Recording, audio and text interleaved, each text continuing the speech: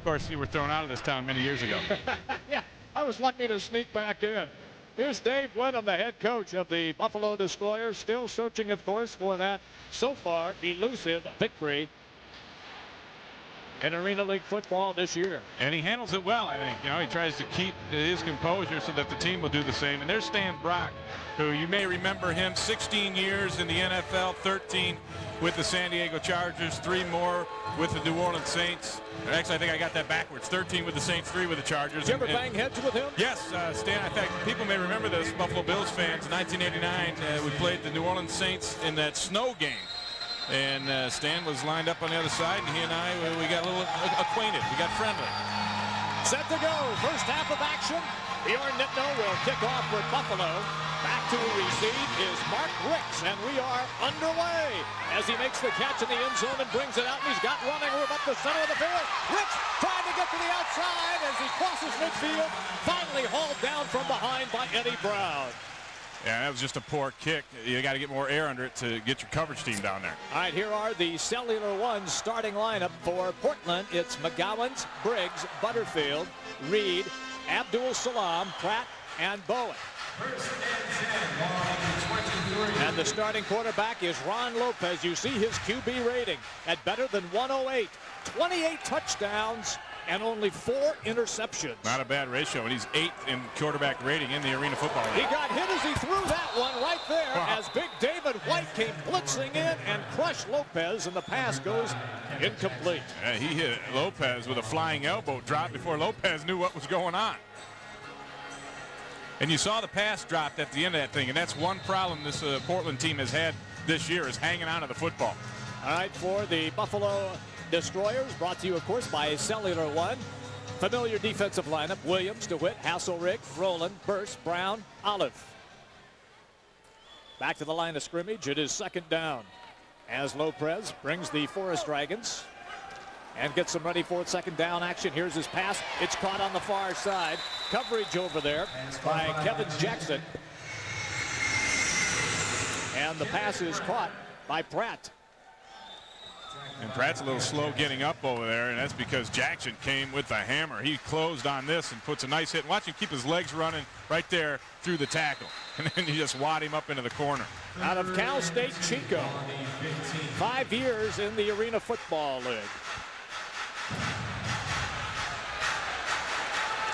Once again, this team knows how to move the football. They work here at 5-6 record, and they need this win to get into the playoffs. And that one is bobbled by Pratt, and he couldn't hold on. And that's the thing I alluded to, Jim, is they have had the drops off and on throughout the year, and then they've gotten better of late. They've won 4 of their last 6, but early in the year they dropped them like crazy, and Stan Brock, he hates to see that because that's an easy catch for Pratt, and it should have been a first down. Instead, they've got to come out and kick a field goal. Well, that means maybe the biggest field goal kicker in the league is on. Definitely the biggest field goal kicker I've ever seen. Darren Alcorn, 6'4", 250 pounds, out of Akron University. And he plays a little defense once in a while, too. Oh, he likes to mix it up. I like this guy. The kick is up, and he nailed it. So Alcorn puts the Portland Forest Dragons on the board with the field goal. And just like that, it is now time for Buffalo to go on offense. Breaking the action early in this contest. 12:36 to go, first quarter. 3-0. Portland leads Buffalo. Little growth under his nose there. Yeah, you like that? Yeah, I like that. He said he stole it from me. I went home and shaved after last week, and Mark Hamister on vacation decided to grow that out. I think it looks good. I told him to keep it. Yeah, I do too. That's sometimes that's what you need to break a losing streak. You know, throw some facial hair on there, do something different, anything to break that karma. All right, set to go on the ensuing kickoff. Alcorn is ready. Bobby Olive is the return man for the Destroyers. High off the screen, Olive makes the catch, trying to look for some running room, breaks a couple of tackles, hit from behind as he gets to the 9-yard line.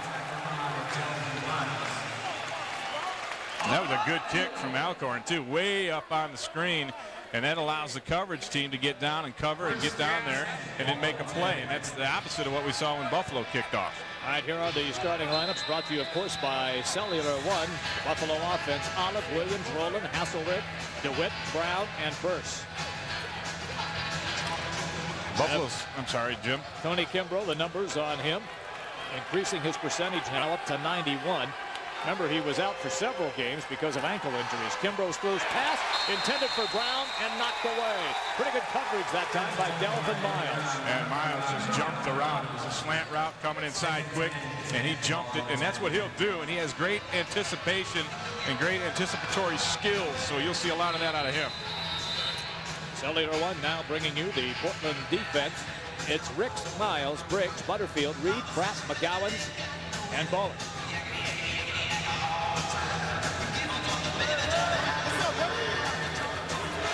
Second down now for Buffalo. Olive is the motion man. They come to the near side. Eddie Brown makes the catch, trying to get enough yardage for the first down, but he's going to be stopped about 2 yards short. Miles and Riggs were the first two Dragons to bring him down. And in the first drive last week, Buffalo in 4 plays came up with a touchdown, and that's so important to get started on the right foot with your offense. And this is just a quick shot out to Brown. The coverage laid off a little bit, but it sets them up 3rd and 3, and this is a critical down for this Buffalo team to make a statement early in this one. 3rd down at the 17-yard line. Olive, the man in motion. Kimbrough looking to go deep. Got his man open. It's Olive. He makes the catch and is pushed out of bounds by Ricks on the play after he crossed the 20 down to the 17-yard line of the Forest Dragons. Well, and I like this call of going downfield a little bit. You only need 3 yards for the first down, and so you know Portland's going to be thinking that, squatting on routes. And what Bobby Olive does, he sees the coverage is laying off, so he just curls inside, and it's right there. A little bit high, but Olive's shown great hands. And Tony Kimbrough and Bobby Olive picked up where they left off last week. 17 catches against San Jose for Bobby Olive. He also had a touchdown. They run the ball. David White's got it with some running room. Breaks the tackle. White into the end zone. Touchdown, Buffalo. And this is deja vu all over again, Jim. Last week, the 4th play of the game, a 24-yard touchdown run. That one from Tony Burse. This time, they do it with David White. It was a very similar play. In fact, I think it was the same play they ran last week and a similar result. This is just good blocking. I mean, you're not going to see too many people even get a hand on David White. Good cut back there, breaks the one-hand tackle, and now you're going to the end zone. This is good execution. Same game plan as last week, it looks like. 4 plays, 40 yards. Took Buffalo 2 minutes and 25 seconds to put 6 on the board. Bjorn Nittmo is on now for the extra point try. Kick is up, and he got it. And just like that, it's the Buffalo Destroyers now who have moved out by 4 in front of the Portland Forest Dragons. So a break in the action. 9:22 to go in the first quarter of play. Lead 7-3 over the Forest Dragons. And they look sharp on offense. They look very good, and then they got the stop on defense because Portland gave it to them. Dropped 2 passes in that first drive. Bjorn Nittmo set the kickoff, and Mark Ricks is back to receive. And Nittmo hits it off the screen. Here comes Ricks out of the end zone. Again, some running room as he tries to break to the outside, but he is going to be caught and brought down there by Jeffcoat. And that's a sight, watching big number 99, Gerald Jeffcoat. 290 pounds of him trying to make an open field tackle, but he did a nice job. The technique was perfect. He broke down, gave him one way to go, and then tracked him down. 11-yard return for Ricks off the kick from the end zone. On the scoring drive, 4 plays, 40 yards, 2 minutes, 25 seconds, and David White, of course, with the big run.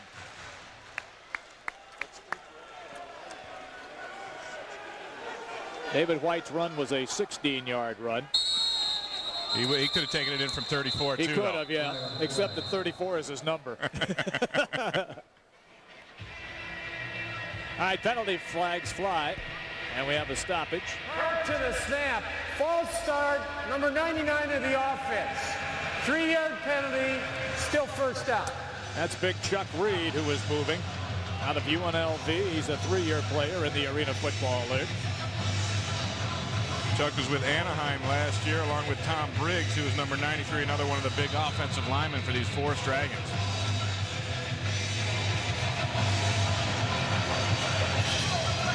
All right, so we will replay first down, and now another marker goes. Getting flag happy early Yeah, here. they are. And we'll wait for him to sort this one out. Prior to the snap, illegal formation. Both tight ends declared. Half the distance to the goal, still first down. And Portland starts off on the wrong foot. What happens is one of those offensive guards, I guess you want to call him, one of them is actually a tight end. So the guy who raises his hand is a tight end. Well, they had both guys raising the hand. At 99 is raising his hand right now. That's Reed, and he has been declared as an eligible pass receiver as a tight end. The motion man was McFadden. They come to the far side. Terrific diving catch. And going into the boards right there by Bobby McGowens. Boy, McGowens looks good in the uniform. He's one of those bus guys where you want him off the bus first just to intimidate the other team. He is 6'3", 218 pounds, and he lays all of that 6'3" out to make this grab. I mean, look at this. Vertical to the ground, cradled it in. Excellent play. 2nd and 2 now for the Forest Dragons.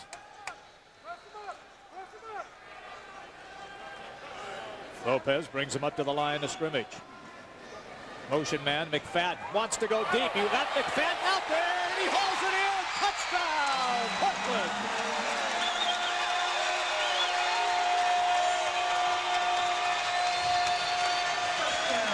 And Lopez put it where he had to put it. I mean, you can't throw the ball better than what Ron Lopez just threw it there to Pete McFadden. Well, after they started out with 2 successive penalties, all of a sudden, Ray, they hit a pass which puts them within the first down mark, and then they go for the big bomb and make it happen. Yeah, and that dropped right over the shoulder. Now, here's McFadden, and you're going to see Kevin Jackson with the coverage. Now, Jackson gets a nice break, but he cuts underneath the route. He cut underneath the route, and the ball was just perfectly thrown. Darren Alcorn's kick is up and good, so the extra point gives Portland a 3-point lead now over Buffalo at 10-7. It's Portland 10 and Buffalo 7, and Stan Brock loving every minute of it right here.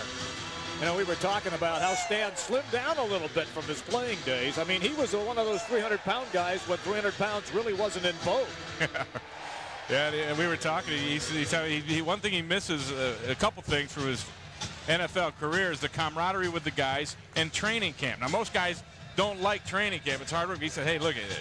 You got no wife, you got no kids, okay? You get 3 squares a day. You know, they give you your wake-up call. They pamper you. They take care of you. You only got 2 hours of practice in the morning, 2 in the afternoon. What more could you ask for? So he's missing training camp. Leave it to a lineman to think like that. All right, once again, this is the way McFadden took off. And watch the cut right here, the little stutter step. And Jackson can't catch up. Yeah, that's where Jackson lost it. He lost it when he looked back into the backfield instead of staying on the receiver.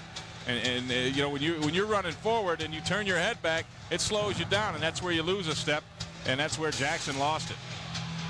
Well, it's a 34-yard touchdown play. And this time, Derek Branch is back to receive the ensuing kickoff. And Alcorn drills it. And Branch is going to play it off the screen. He's got it, brings it out, tries to make a move, cannot get to the 5-yard line. He's hit and stopped at the 4. Yeah, and that's a great kick. I mean, that kick from Alcorn just missed the scoreboard on the way up and hit almost at the top of the nets on the other side. I mean, that was perfect, and it gives the coverage team so much time to get down. I mean, look at this. They're going to show up on the screen big time.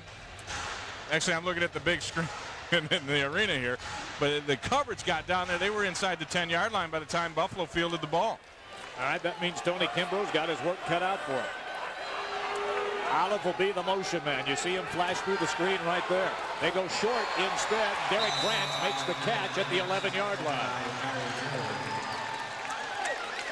It's all right. Pick up 6 yards or so on first down with your backs to your own end zone. You want to get a little room to breathe, a little room to maneuver. So they would just run the quick 3-step And look how Kimbrough was looking the other way, and that pulls that coverage off just enough to give Branch room to make the catch. Tony Kimbrough does so many things, subtle things. He's a very wily, experienced veteran quarterback in this league.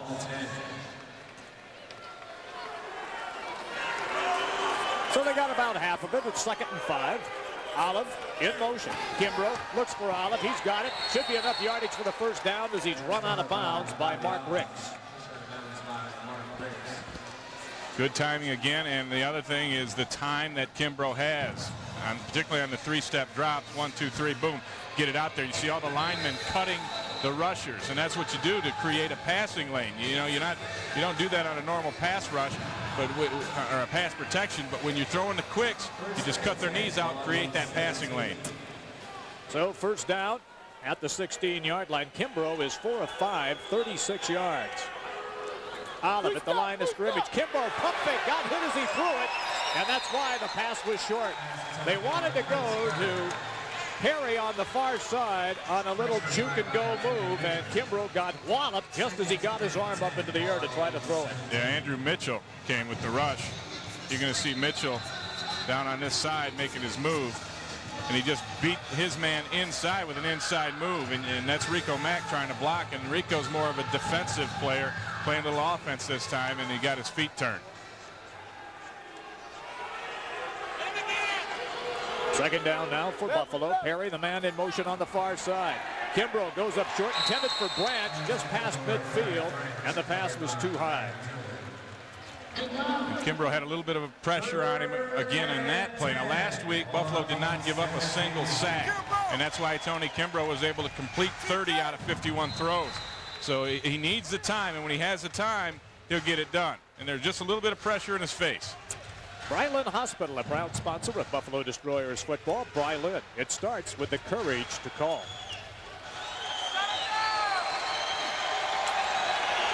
Third down, Buffalo. Olive in motion. Kimbrough back.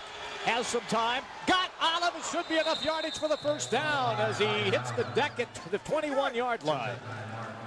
Bobby Olive just threw a street move down. I mean, that was, he turned the defender all the way around on that one. That was Mark Ricks, who was an excellent defender in this league, leads this team with 18 passes broken up, but he could not hang with Bobby Olive on the little wiggle move.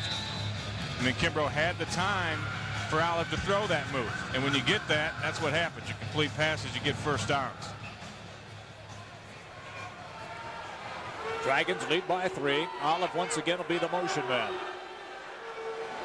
Kimbrough, 3-step drop. Got Olive, broke one tackle, and spins down at about the 11-yard line.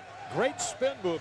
I'm telling you, Ray, he knows what to do with it after he makes the catch. He really does. And he's, you know, when we first saw him a few weeks ago, Bobby Olive was making that catch, and he looked like he's a little unsure of himself out in this smaller field. But he has really taken to the field and just really has the development and the progress that he has made in these few short weeks is unbelievably impressive. Kofi Banks making the touchdown-saving tackle. Banks, by the way, just signed this week. Branch is the motion man. They run it with Tony Burst, dragged down from behind after he picked up maybe 1 yard. But enough for that first down, and now Buffalo right just outside the 10-yard line, and this is where they had a little bit of trouble last week getting points, and the reason is it's hard for anybody to score down in this area because it's so condensed. There's just not enough room to do things to get people open, and that's where the running game takes over. Got to be able to pound it in from this area. Bird stays in as the running back. It'll be Olive who is the motion man on the far side. Kimbrough, long count. They run it to Burst, trying to get to the outside, breaks a couple of tackles, loose ball, but I believe the officials say that he was down, and that will be the call. That might be a break for Buffalo right there. I'm not so sure that didn't pop out before Tony Burst was down. At least the whistle came a little late.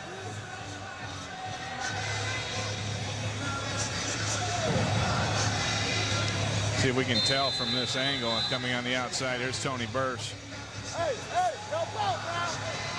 Yeah, that ball was I think it was a fumble. Yeah, that ball was loose before he was down.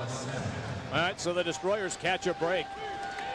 We show you the end zone there because it is much smaller than on other Arena Football League fields. Kimbrough, lots of time, into the end zone, touchdown Buffalo, Derek Branch.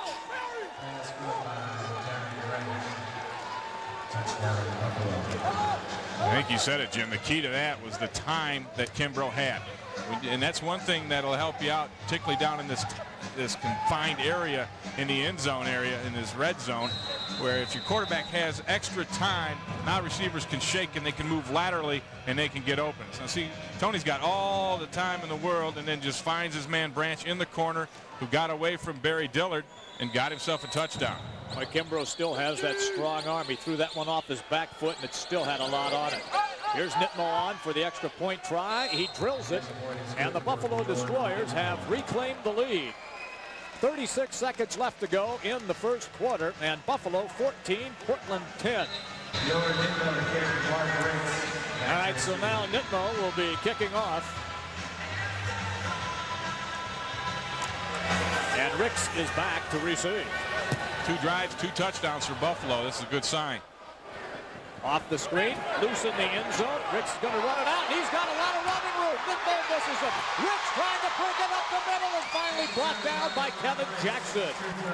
At about the 23-yard line. And a touchdown saving tackle, we should say, by Jackson. Otherwise, it would have been 6 for Portland. I want you to watch this. All right, he picks the ball. You're going to see 2 defenders right there on one blocker. You can't let one eat up 2. And I think the problem was Buffalo, they forgot to get the memo. You're actually running down there to try and tackle the guy. You know, not just run over a blocker. And that's why they had 2 guys run into one blocker. And you're never going to succeed when you do that. Your goal is to go tackle the guy. They just want to hit somebody. If the memo was sent by Gary Bettman, chances are nobody got it. 29-yard return. Lopez back to throw. Lots of time. Plenty of time. He gets the pass off and a sliding, diving catch. Or are they ruling that that he dropped the ball by McFadden? Bob Trimble, everybody. We are here in the great Pacific Northwest. Lopez back to throw under pressure. Got his pass off and it's caught. That's Pete McFadden with the reception. Coverage by Wayne Williams. The Forest Dragons are doing something interesting right now. They have Buffalo in man-to-man coverage, so they're putting all 3 receivers together in kind of a covey. They're all right up there together, and then they got them all releasing different ways, and it can throw off your man-to-man coverage sometimes. You just got to take them as they come out. See, here's your covey right here, and see how they release different ways, and you'll lose a guy sometimes, or you'll get there just a little bit late. Now it's enough yardage for the first down. Lopez time to go with a little screen as they give it to the big guy, Reed. And John DeWitt read it, and Reed lost yardage on the play. Well, to make a screen become effective, you have to have a good pass rush, and Buffalo did not have a good pass rush. Now, whether they read it or they just didn't get off the mark on the rush, either way, it didn't work, and DeWitt smelled that thing out for a big 5-yard loss. Now, he played it beautifully.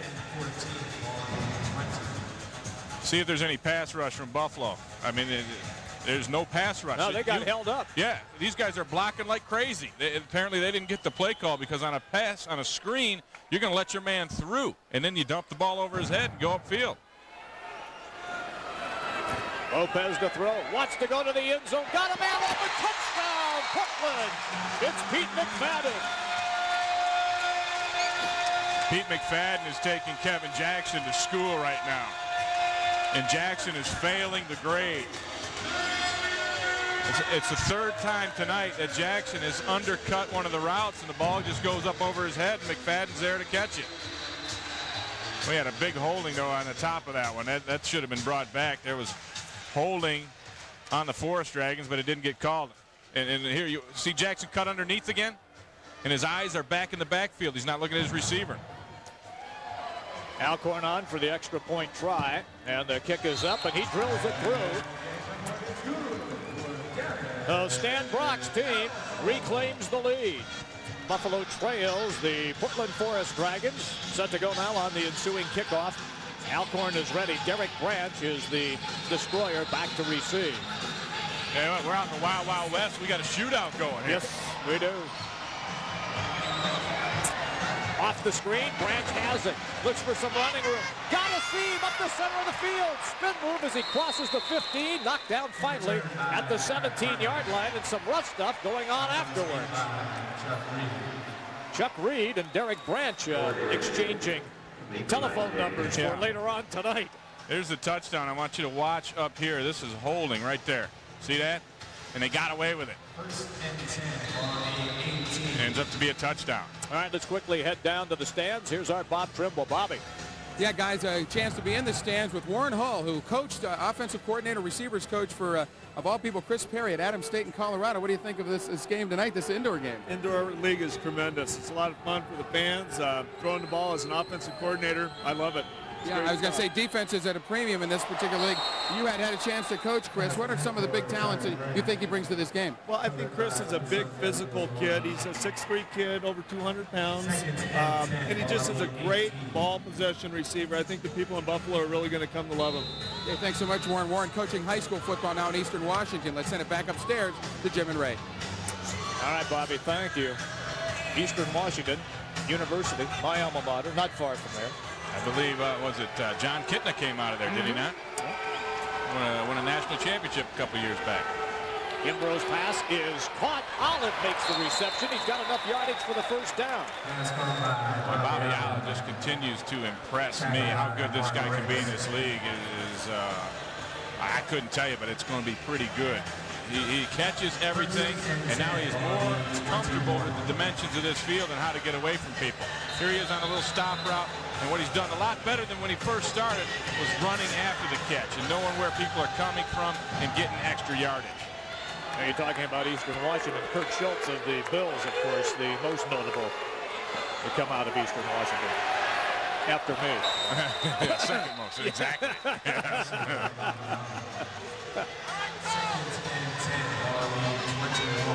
I'm sorry, that was supposed to be my line, wasn't it? Yeah, I missed my cue. You did. But you filled in nicely. I had to. Since you were off in space someplace. I won't miss that one again. Okay. And the Tinderbox, a proud sponsor, Buffalo Destroyers football. Cigar lovers know the only place to go is the Tinderbox, 8212 Transit Road.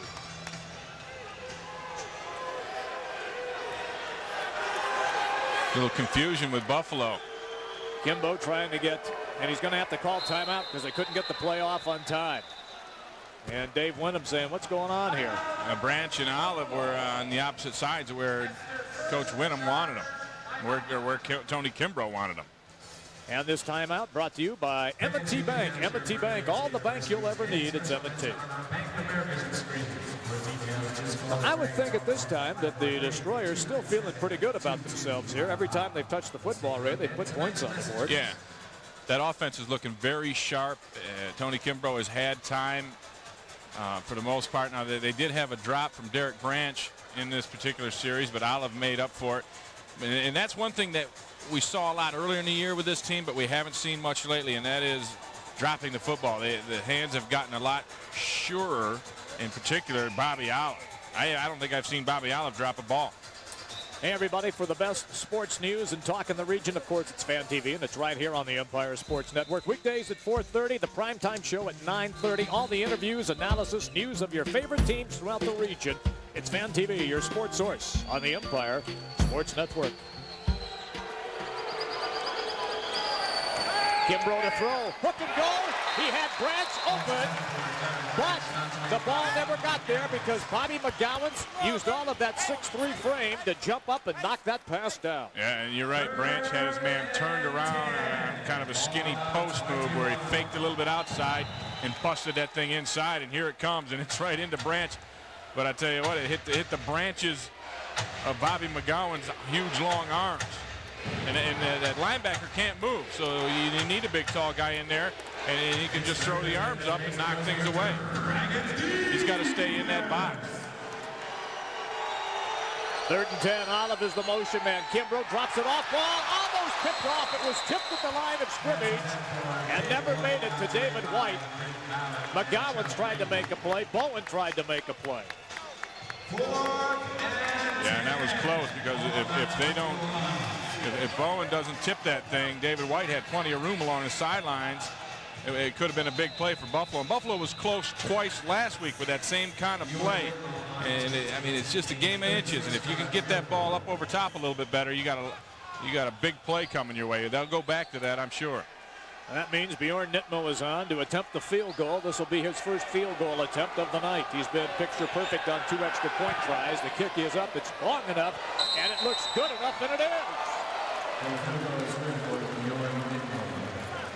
And just like that, Buffalo has tied this game. Every time on the offensive side of the football Buffalo has had, they have put points on the board. 15 here in the second quarter of play with 8:57 to go from the Rose Garden in Portland.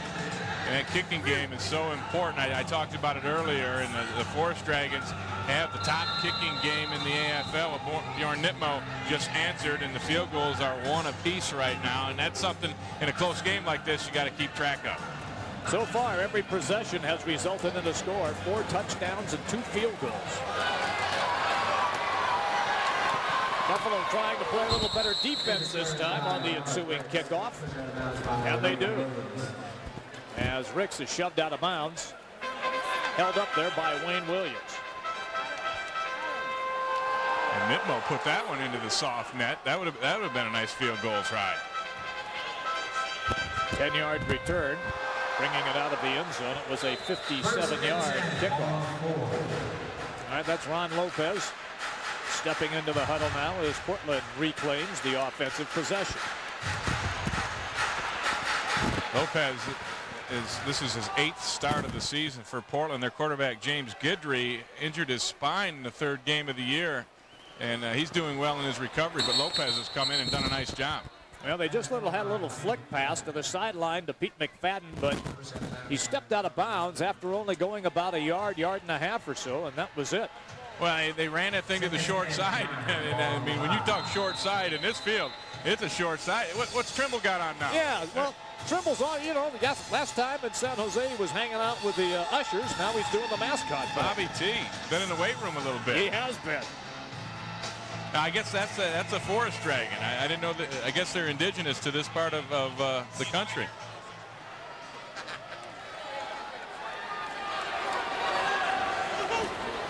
Lopez being harassed in the end zone, throws one up for grabs and throws it away. That was just good old-fashioned pass rush right there. They were on Lopez early, and all he could do was throw that thing away. And that's what is Buffalo Destroyer line. And then there's our guy, Bob Trimble. Yeah, look what he's doing. Now look at this. Yeah, look at that. Yeah. Busted. We're up here working, and he's down there snacking. He's having a great time. Now he's going to hide. You think he'd bring the guys a couple brats up here? No. Oh, man, we got to talk to him. Here's the pressure in the end zone. And Lopez, he just threw that one away. And now they take too much time. He's got to use a timeout. Here's a quick note on Pete McFadden, who's got a couple of touchdown catches. Before this game tonight, he didn't have a catch. Now he's got 4 for 66 yards. This timeout brought to you by M&T Bank. M&T, all the bank you'll ever need, it's M&T Bank. Central Baptist Church.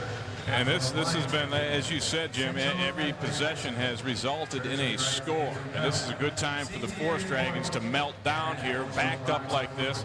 3rd down and let's say 8 yards or so. And this is a big stop. If Buffalo can make this stop, now they're going to face a long field goal try and have a chance to come back and get good field position and take the upper hand. Coliseum, a proud sponsor of Buffalo Destroyers football. Coliseum, home of the official Destroyers post-game party. Did you ever run into any Forest Dragons during your tenure out here? No, I've spent some time at, what do they call that place now? The Magic Kingdom or the Magic Forest? It's just outside of Portland, headed towards Salem. It's got some rides and stuff in it. That's the only thing I ever did in the bushes. Lopez back to throw. He's got Abdul Salam. Loose football. It's still loose. And did Salam come up with it? He did. After it appeared he had enough yardage for the first down, after he dropped the football, It went all the way back to the 5-yard line. And give Wayne Williams the credit, because not only did he come up with the stop on the coverage, but he rips that ball out. Watch this close. Now here's the stop. You're going to make the tackle. It's like, oh, wait a minute. That ball's just sitting out there. Let me grab a hold of that thing. You know, it was Wayne Williams who came up with the big play last week against San Jose, creating that fumble. That John DeWitt recovered. Yep. There it is. Rip that ball out. That's excellent extra effort on defense, and now it forces the long field goal try. All right, that means Alcorn is on. He's got a big enough leg. Is he accurate enough? He is! Wow. I told you that guy was good. 59 yards. Wow. Darren Alcorn, 6'4", 250 pounds, out of Akron University. One of the best kickers in the Arena Football League, just nets himself a 59-yard field goal. That is a career best for Alcorn. That's incredible, and that's his 25th field goal of the year. He set the AFL record in '97 with 27 field goals, so he's 2 shy of his own record. And his field goal percentage is head and shoulders above anyone else in the league. He is now 25 out of 42 on the year. Ray, there was no doubt. And he's loving every minute of it too. Yeah, he came in as the only kicker in Arena Football over 50% on field goals at 57.5%, and now he's 2 for 2 on top of it tonight. Well, you see what he just did. Yeah, and I was reading about this guy, and he plays some defensive line for him, and he hates the fact that kickers are stereotyped as kind of maybe sissies. That's the word he used, sissies. I wouldn't go that far. All right, I will, but this guy is no Yeah, but sissy. this guy's as big as you. Yeah, 6'4", he's bigger than me. 250. He's bigger than me. That's my kind of kicker right there. They ought to have a minimum height and weight requirement for those guys. Look, he launched another one. And he launches this one high off the screen. Bobby Olives got it. Looking for some running space as he gets taken down at the 7-yard line, and that's where Buffalo will put it in play. That Alcorn, that guy is a weapon.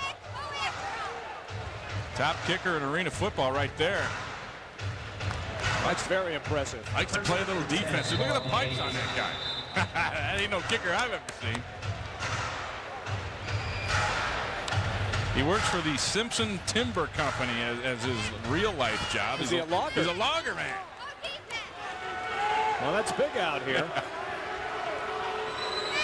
Weyerhaeuser, Boise Cascade. Kimbrough wants to answer with a long pass. Chris Miller, who was just signed into the ball game, gets his first shot. Out of USC, Miller at 5'11", 185 pounds. And talking with Dave Winham prior to the game, they just added Chris Miller this week, and they are very excited about what he can bring to this football team as a receiver. He's got the speed. He's got great hands. He's got experience. He's been in NFL camps, played a couple years in NFL Europe, and they like him. Short drop. Olive makes the reception and finally shoved out of bounds. Dillard makes the stop. Tony Kimbrough so far in this, the second quarter, is 2 of 7. Well, the key for Buffalo is to convert this third down and answer with points, preferably 6 points, get a touchdown, and then they can take the lead and take command here in the first half. Got to convert on third.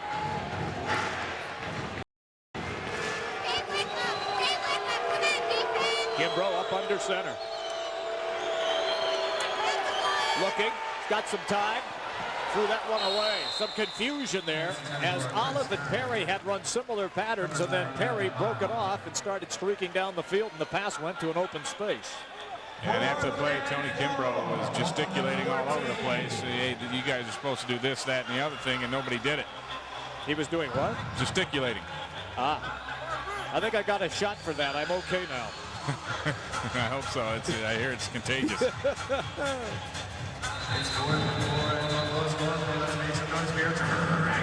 Buffalo's going on 4. Well, instead of bringing Netmo in for the field goal attempt, now there's a timeout call, stoppage of play, and Portland wants to reset their defense on this. Yeah, they didn't expect Buffalo to go for it. And they were set up for a missed field goal return. And Famel Hankton, defensive lineman up there, saw what was going on and called for the timeout. A good veteran play. This timeout brought to you by M&T Bank. M&T, all the bank you'll ever need. It's M&T Bank. And this is an interesting decision from Coach Winham, because, you know, you're in a ball game here. You're only trailing by 3, and your kicker's hot. He's made the field goal, and then he followed up. He put the ensuing kickoff between the pipes. I don't know that you don't give him a chance here with this much time left in this game. If they don't get it and it's 4th and about 4, you're going to give Portland a chance to go up 10 here. But he must feel like he's got something and he can get this. He's got to be pretty sure that they can convert or he wouldn't try. Maybe they try and draw him off sides. Could be.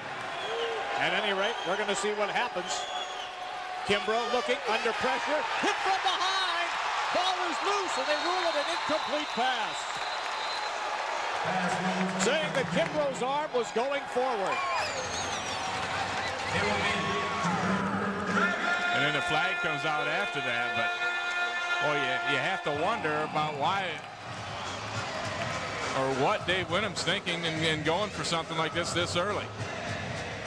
Yeah, the arm was coming forward, I think, so it was not a fumble. But then there was some piling on, some things going on afterwards. But you know what? When you're 0-11, sometimes you throw caution to the wind. Sideline warning. First warning for the Portland coach. There is no yardage administered. First warning. Timer, please Well, that's Stan Brock. He's had warnings before. Yeah. He doesn't look too concerned about it. Hey, pal, I got your warning right here. Yeah. You know what? I'd do what that official did, too. I'd walk way over the other side of the field before I announced I was warning Mr. Brock. Stan Brock knew how to play this game. He was good. Well, the defense has to rise up now and save the bacon. That means Ron Lopez is back up under center for the Dragons. And they're going to run the football with Dillard. He's got some room inside the 10, down at the 9-yard line before John DeWitt, along with Eddie Brown, bring him down. And Tony Burst made a nice play from his linebacker spot, coming up and throwing the hammer and then blocking that thing up.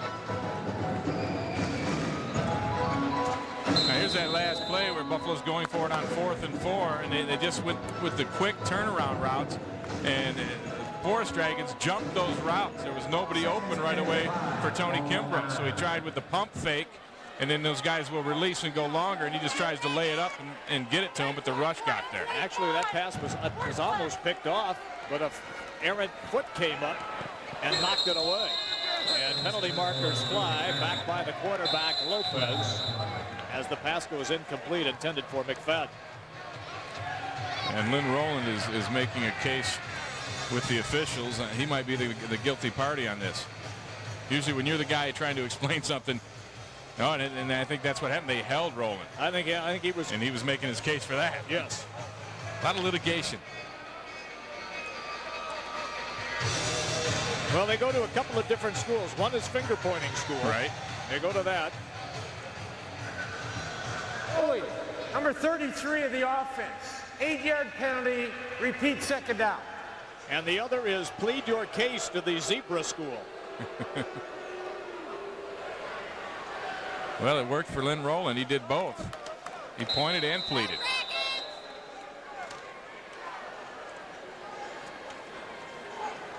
Three-point advantage for Portland. We're down to 2:45 to play in the first half. We're here at the Rose Garden in the Great Pacific Northwest, Portland, Oregon. Motion man, Dillard. He's open, and he makes the catch and finally pushed out of bounds by Eddie Brown.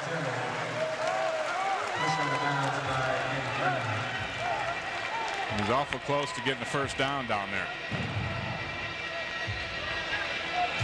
Here he is coming in motion, and it's difficult to cover a man when he has a full head of steam. So you have to give him a little respect, a little cushion, and that's what Eddie Brown does. And when you get that, you just break that route off, and if the timing's there, the protection's there, then you can make it happen. Well, timeout to stop the clock. Oh, they're going to it's a measurement.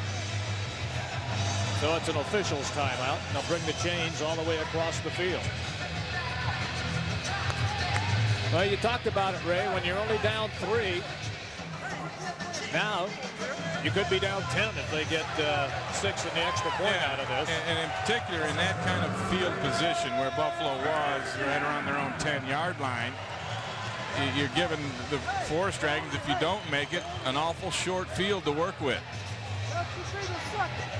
First and goal to go.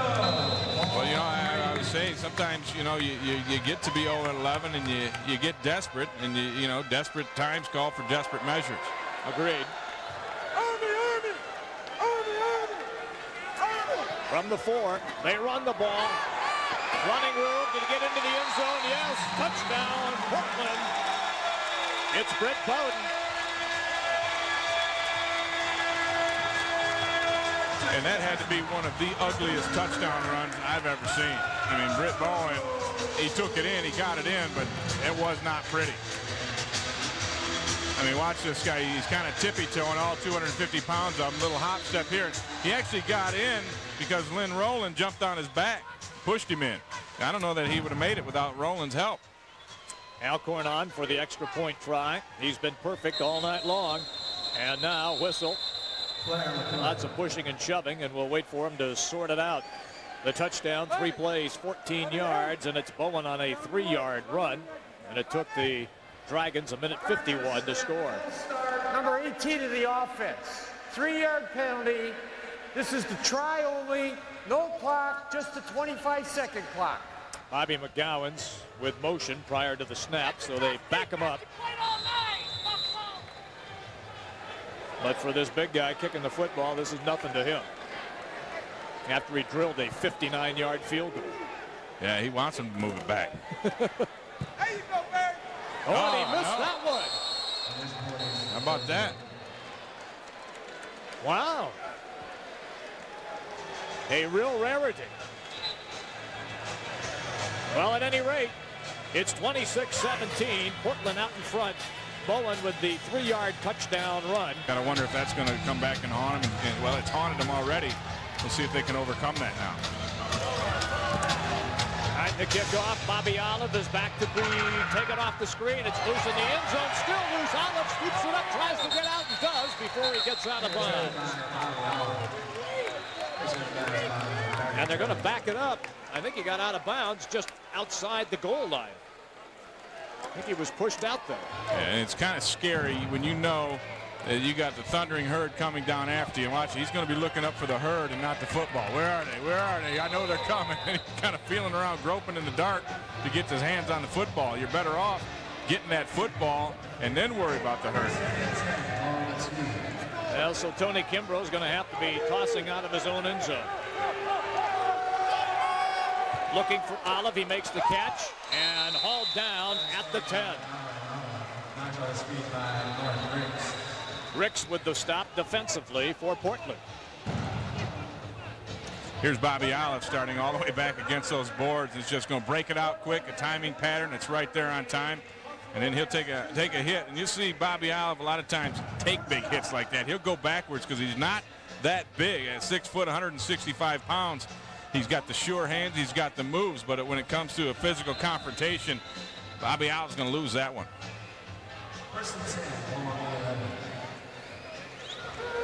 So enough yardage for a first down. Plenty of time here for the Destroyers offense to strike again. That one went right through the hands of Eddie Brown at the 20-yard line. That's just a lack of concentration from Eddie Brown. And we've seen a couple of drops tonight. And that's something that the Destroyers did early in the year. But they haven't done much of late. I don't know if it looked like Eddie Brown was just swatting at a fly. He didn't really get the hands ready to make the catch. Still shaking his head.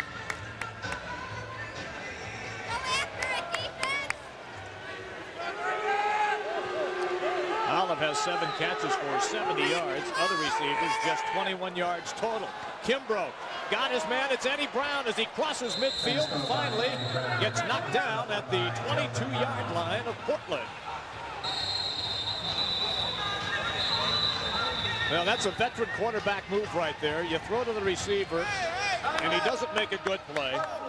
And you come right back to that guy to build his confidence right back up again. Yeah, and it especially helpful if he's open again, which Eddie Brown was.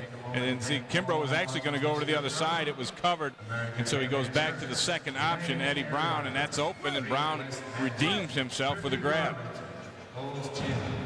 And it's imperative that Buffalo get points on this drive.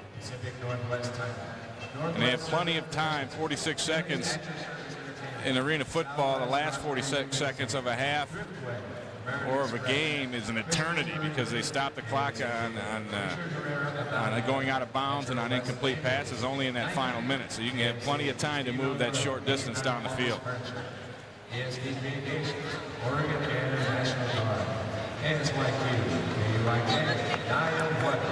That's what it's all about, being a Forest Dragon fan.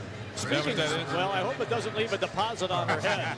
Yeah, we've been through that once already Yeah, today. we have. Yeah, just before we got on the bus at the hotel to come over here, poor Rico Mack was getting ready to get on, and he got dumped on by a bird. A flyby. That's the only way to describe it.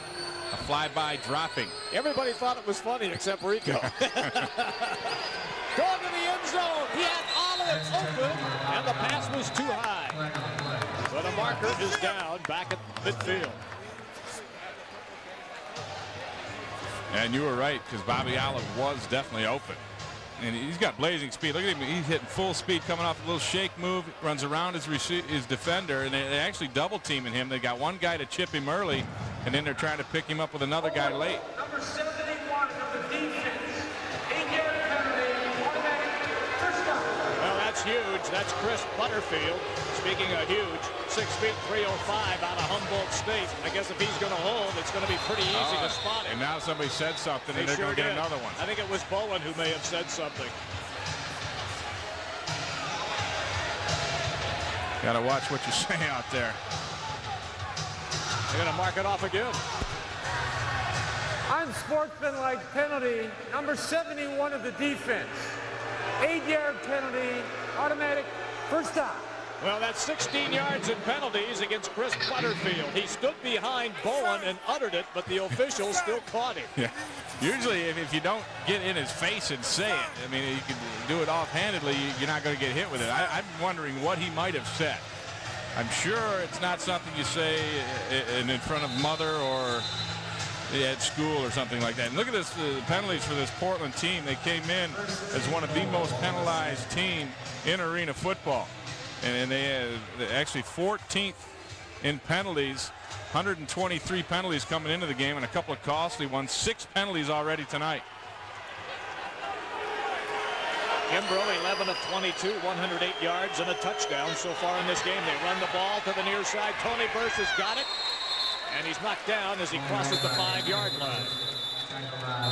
And we have 33 seconds left, so quickly they call timeout.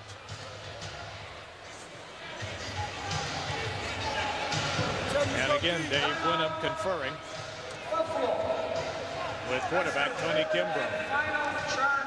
Last week, Ray, they put up 46 points in a losing effort. Had the ball at the 13-yard line of the San Jose SaberCats and couldn't punch it in to win the game.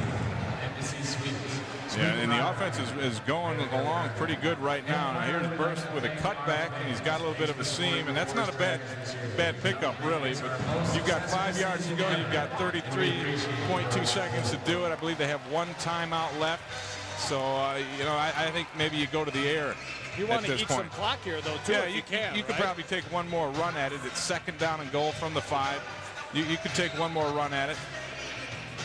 I'd like to see something a little tricky, maybe give the motion man on a pitch, a little halfback pass, or maybe throw that sleeper screen to the tight end, something like that. The key also would be to have good pass protection and let them receivers shake loose of the one-on-one coverage they're sure to get down here. All right, here we go as Kimbrough brings the Destroyers up to the line of scrimmage. Burse has got it, lost the football, it's loose, and they have to cover it. And quickly call timeout. No, Kimbrough's going to try to kill it.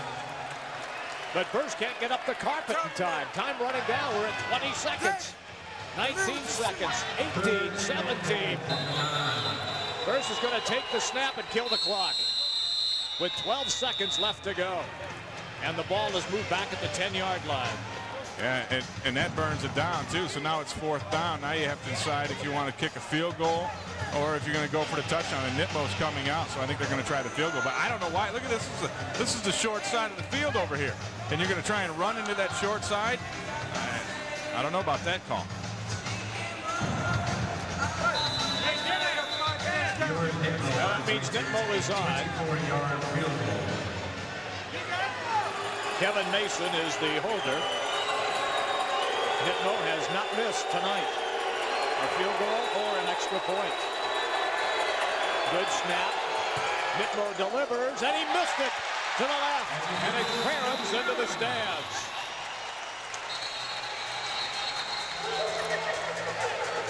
Didn't miss it by much. He hit one of the uprights, but you know, you don't have much margin for error. Those goalposts are only 9 feet wide. Hey, Junior Seau's here. He picked up that one. When did he grow a ponytail? I don't recall that.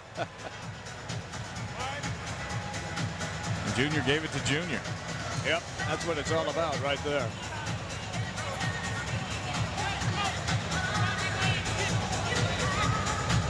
Well, 6 seconds left to go.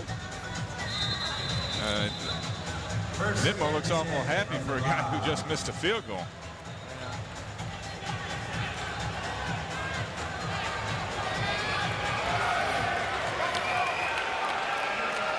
Then he just lost one down the field here. You betcha. Lopez has got it. Throws to the far side. It's caught with 2 seconds left to go. The catch made by Bobby McGowan. I think you bring out the big boy. Bring out the bruiser. That's who's coming. Darren Alcorn. He's already got a 59-yard field goal tonight. And timeout has been called by Stan Brock, the head coach of the Dragons.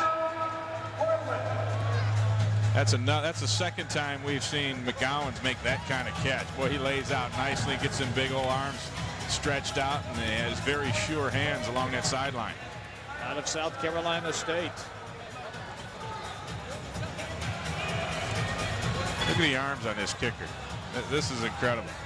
And hair all over those arms and got some big old biceps. I love this guy. Alcorn, he could play for me. He could play for you? Yeah, I wouldn't have no problem with that guy. You mean to tell me you don't like those 5'8" guys like, say, Tony Franklin, somebody like that? He was a tough guy. Yeah, whatever. Now, look at this guy. That's a kicker right there. He looked like Tom Dempsey. Remember old Tom Dempsey? I remember Tom Dempsey. He's a Dempsey-like guy. Yeah, except Dempsey had a little more of a stomach around him.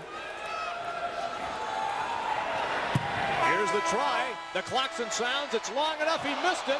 You can run it back. And this fielded has gone in for a touchdown. Oh, man.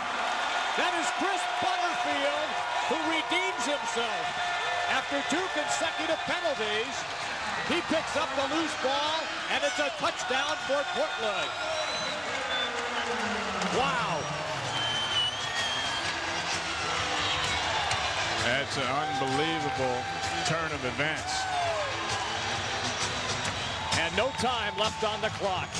And a microcosm of this season for the Destroyers.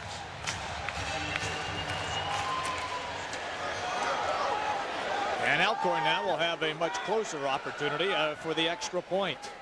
And this one is drilled directly in between the uprights. Now Dave Wenham will take his team back to the locker room, and he is not a happy guy. And quite frankly, you can't blame him after that. Stan Brock's club will go to the locker room feeling pretty good. We will take a break right here. It's 33-17. Dragons lead the Destroyers at half. Stay tuned. The Empire Sports Report is coming up next here on the Empire Sports Network. If you haven't been to 17 our score as we get ready for the second half. Jim Brinson, Ray Bentley, along with Bob Trimble. It has not been pretty the last 5 minutes of the second quarter. Now Buffalo outscored 23-3 in that second quarter. Now the third quarter woes. They haven't scored in the third quarter in the last 3 games. They're going to have to tonight. Here's Derek Branch looking for some running room. Oh, and he would have had it, but he got dragged down from behind as Bobby McGowan's once again using that 6'3" frame and those long arms, had a hold of his jersey and brought him down. And that's all that was just a long arm takedown from McGowan's, because it looked like Branch had room coming out of that pile. Hey, everybody, stop by your nearby Tops and register to win the Tops Touchdown Quarter. It's the third quarter. Each winner will receive 4 tickets to the next home game and a chance to win a trip to the Arena Bowl Championship and $100 Tops gift certificate. Olive, the motion man, quick flip out. Derek Branch has got it, and he's hammered down at the 18. Buffalo has been outscored in the third quarter this year, Jim, 126-57.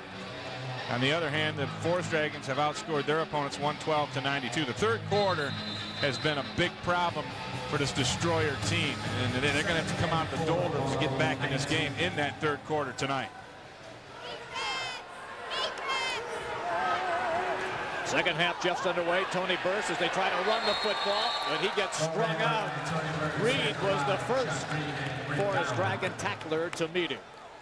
Ever since the first run that David White had for, the 16-yard touchdown, the Forest Dragons have shut down the rushing game of the Destroyers. Well, you talked about it in our opening game remarks. You talked about how good this defense is. It is an excellent defense. They have good athletes along the front. They all can run and hit, and then they play good coverage.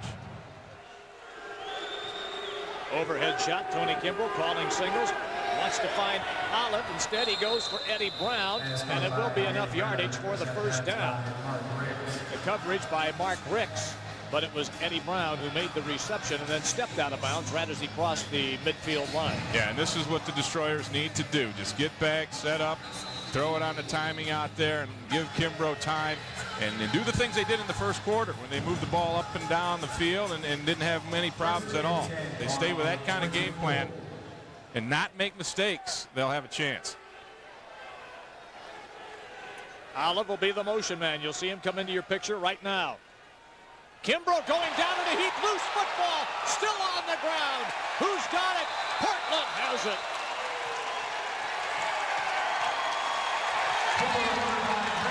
Brent Bowen coming up with a loose ball for the Forest Dragons.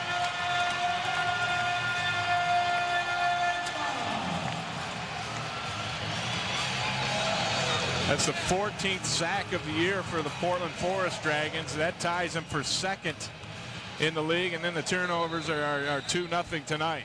And Buffalo gives up more sacks than every other team but one in this league, and that's a bad trend that just continued. And that's just holding on to the ball just a little too long from Tony Kimbrough. The first thing he wanted wasn't there. Ron Lopez brings the Dragons up to the line of scrimmage. Now changes the play as they get McFadden to go in motion. Lopez looks to run with it. It is a busted play, and he's going to have to just drop down at the 20-yard line. And everybody was confused on that one. Everybody but Tony Burse, who was a heat-seeking missile. They were trying to run that little delay pass over to the right side. And then Burse came over. First thing he did was knock the receiver down. And then he came over and knocked Lopez down. Watch this, it's going to be right up here. And he's trying to get it to Bowen, number 40. You see Bowen just went down, and then Burse went after Lopez. Tony Burse, a one-man wrecking crew out there. Dillard is the man in motion. Lopez, quick drop. Dillard makes the reception at the 14.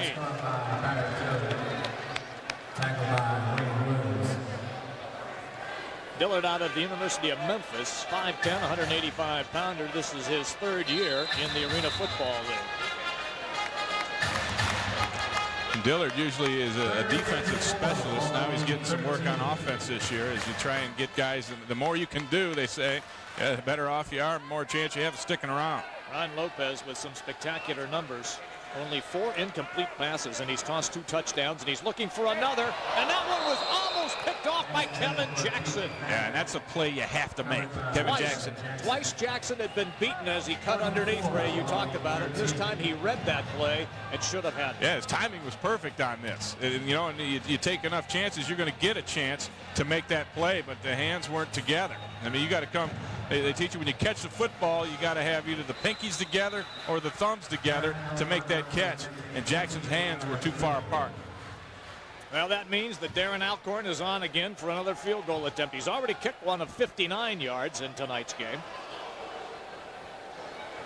This attempt is 28. It's a good spot. The kick on the way. And he rockets this one through, but hold it. Hold everything. Penalty marker is down. So let's wait.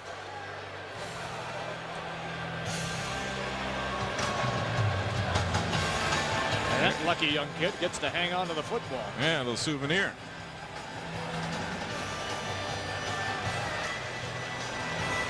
Looked like the call came after the kick.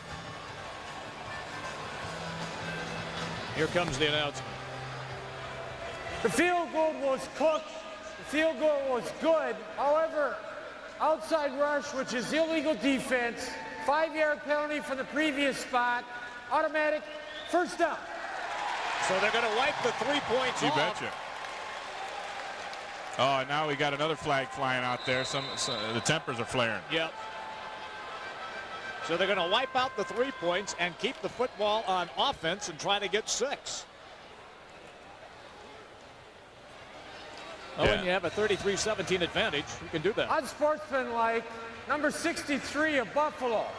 Half the distance to the goal, first down. That's Carlton Hasselrig. And the officials, they got big ears tonight. I mean, that's twice we've seen calls on something that someone said to the officials. First one came from Butterfield with the Dragons, and now Hasselrig. And Hasselrig will go find a seat on the bench. Well, they're obviously not saying nice things about those officials' mothers. Or any of their lineage. Yes. I'm sure they got deep into several generations to offend those poor officials. Well, now from the 4-yard line, they're going to run the football. Oh, they pick up a couple of yards on that. The big man, Bowen, carrying at 6'3", 250 pounds. He's out of Eastern Kentucky. And John DeWitt made the defensive play.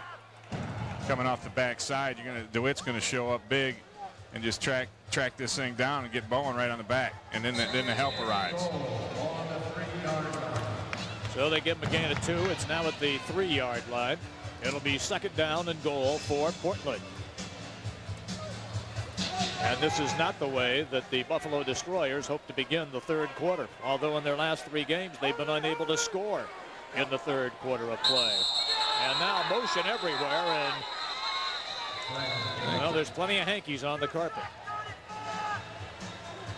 See who they call it on. Lots of movement along that line. It looked almost like Lopez got out of there without the football as well.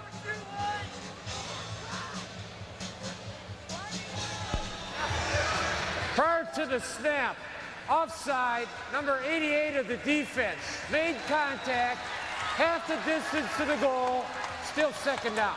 Well, that's Lynn Rowland. There's Lynn Rowland right there. Yeah, and he wasn't the only one with that early start. I think Tony Jones got off the mark as well. No, actually that's David White. And yeah, when you get there, you might as well deliver some wood. Well, see, he's trying to hold him up, though. Yeah. Hold him up Marker so goes someone else down. can hit him. Bowen trying to spin into the end zone. He can't get there. And now Lynn Rowland is doing that finger pointing school thing that we talked about earlier, and now tempers begin to flare a little more. Yeah, people hitting other people upside the helmet. All that's going to do is hurt your hand and get you another flag.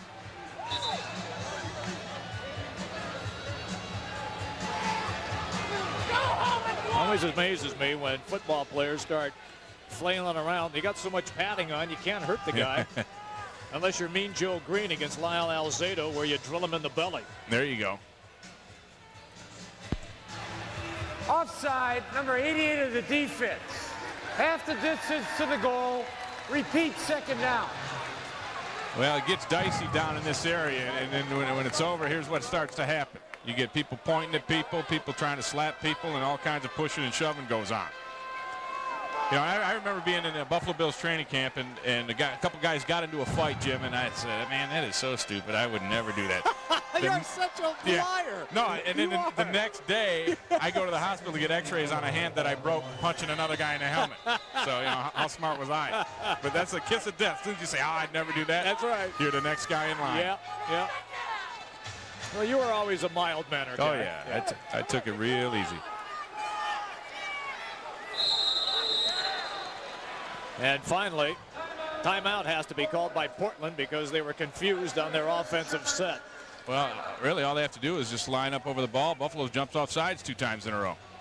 A couple more, and they'll be in the end zone. This timeout brought to you by M&T Bank. M&T, all the bank you'll ever need. It's M&T Bank.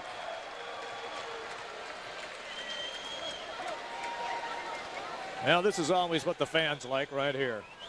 I consider myself a fan. Okay.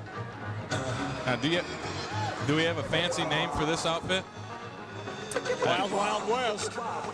Yeah, we talked about being in the Wild Wild West. It just gets wilder and wilder.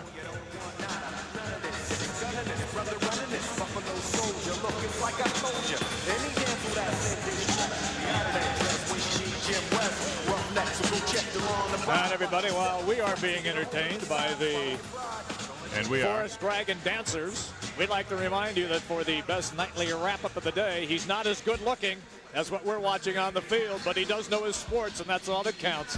It's Mike DeGeorge in the Empire Sports Report, 10:30 Monday through Friday. Josh Mora has it on Saturday and Sunday. It's the region's most comprehensive sports highlight show. Of course, it's the Empire Sports Report. By the way, it will follow our football game this evening. And you know, Mike's probably enjoying this timeout display. Oh, sure he is.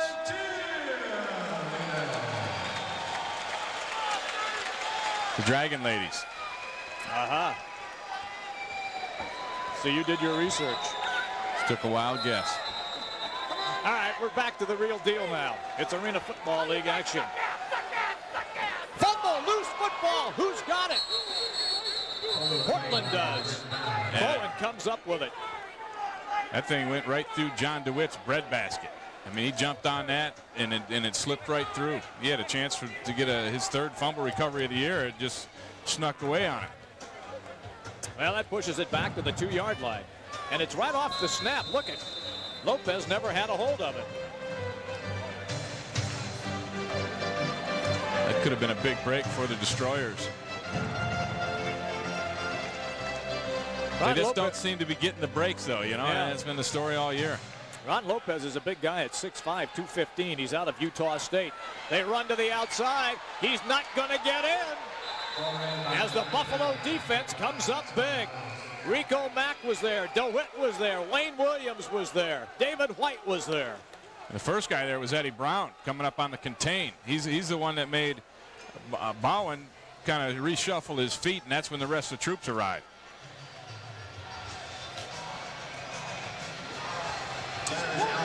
So that means they stop Portland from getting 6, and that brings in Alcorn for another field goal attempt. He's made a 59-yarder tonight. And this might be out of his range. It's still too close. Yeah.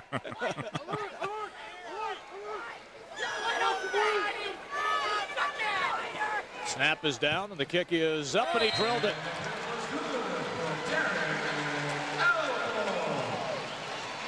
So Darren Alcorn tacks on the extra 3 points right there. 7:18 to go here in the 3rd quarter. The end right there, Ray. Yeah, they're missing 2 guys. See, everyone's got 1 letter, and because 2 guys didn't show up, this poor guy over here has got to go with the ONS. Off the screen is the kick. Derek Branch has it for Buffalo. Looking for some running room, and he's knocked down short of the 10-yard line.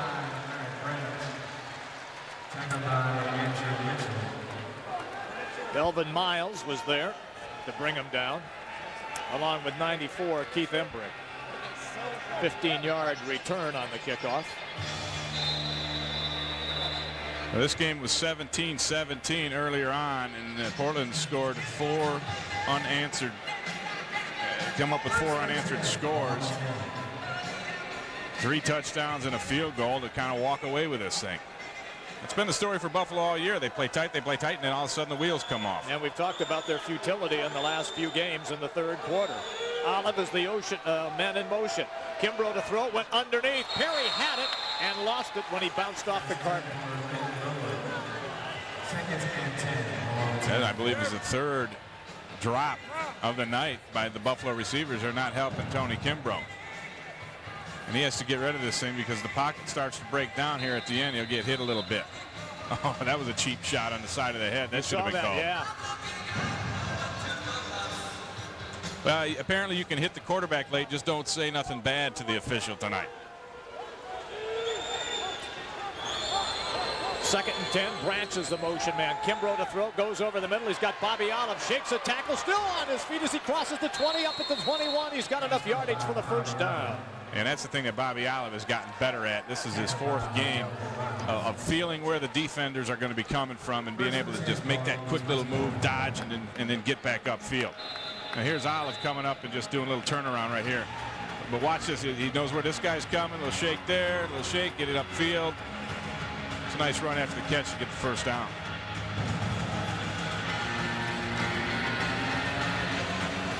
So Buffalo trying to make something happen here. Olive 8 receptions for 82 yards. He had 17 catches last week against San Jose. They go over the middle. Olive, touchdown! Wow! And penalty markers are down. And Tony Kimbrough's down as well. Yeah, and they may have gotten to him late. But what a grab from Bobby Olive. And now the Buffalo Destroyers guys are raising their hands. It's going to be a touchdown, apparently. Well, there could be a celebration penalty as well. But what a grab by Bobby Olive. His 9th catch of the night. 26 grabs in the last 2 games. Well, the officials trying to sort it out right now as to all of the penalties. Buffalo already going down to the other end of the field to get ready for the extra point. Mark Hamister, the owner of the team, saying, man, oh man, you know what? We're in all these games. Then we must find ways to let them slip away. And he'd like to see his team rattle back and close the gap in this one. Holding 94 on the defense. There we go. Come on, buddy. Yeah, get a round of applause. They have to sort it all out here.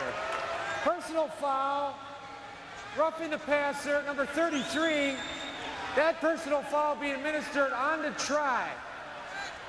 After the score, there was a dead ball spike on number 1, and that also be administered on the try. Well, we knew there were several of them.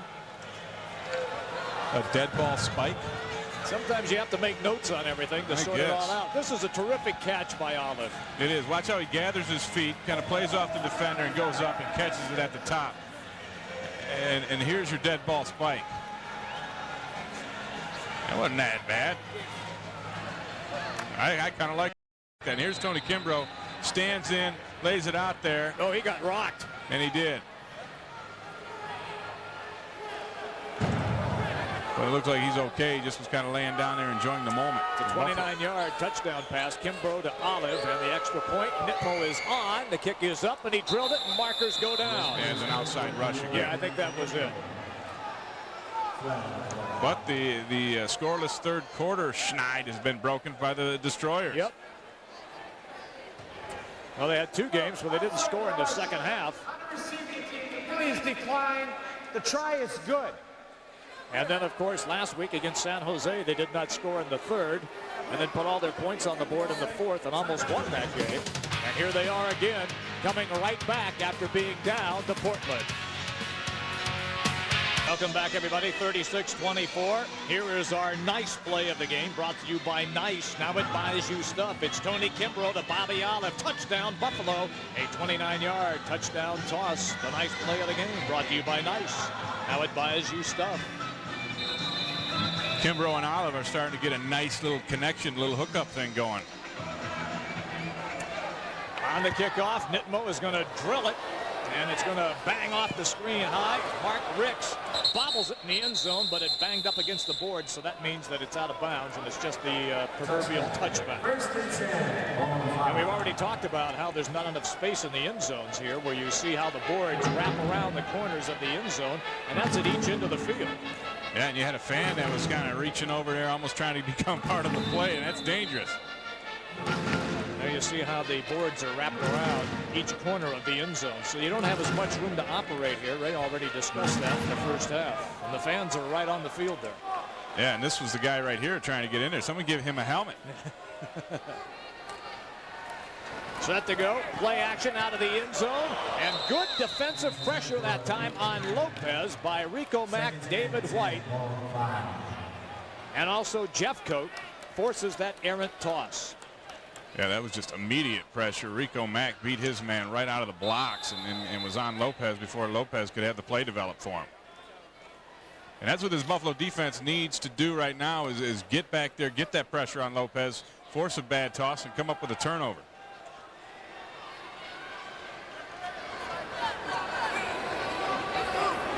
Motion man is Barry Dillard. Lopez throwing out of the end zone, has time this time, and the catch incomplete. A big stick by Kevin Jackson as he forces the drop that time by Pete McFadden. And McFadden hasn't dropped anything so far in this game. No, and that was more of a product of Kevin Jackson knocking it out of McFadden's hands. Because here's Jackson's going to close quick, but watch, his hands are going to go right to the ball, knock that thing out. See how you dig that out? That's good technique from Kevin Jackson.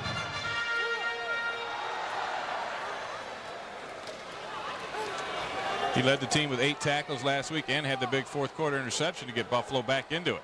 3rd and 10 now at the 5-yard line. Lopez again with time, throws short. Is it going to make enough yardage for the first down? No, he's not.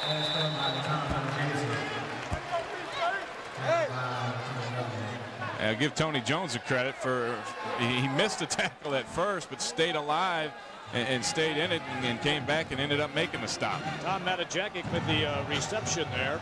Just signed this week. Played his college football at Portland State right here in the city. There's Jones missing him the first time. Watch, he's going to come back, and now he gets him. And then good pursuit, good help. All right, that means Darren Alcorn is on again for another field goal try. 52 yards. He's already made one of 59. That's a new career for him. And this one is also good.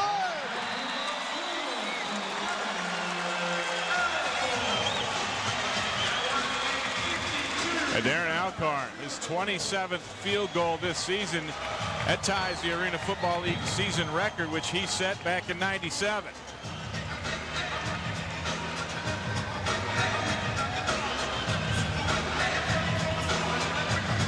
Boy, this guy's money from a long distance, isn't he? Yeah, the farther back, the better off he is. And now he gets a little fancy. That's as fancy as Alcorn can get right there. 52-yard field goal by Alcorn. The play drive goes 4 plays, only 8 yards, and then he drills, of course, the long field goal. 2 minutes and 32 seconds on the scoring drive.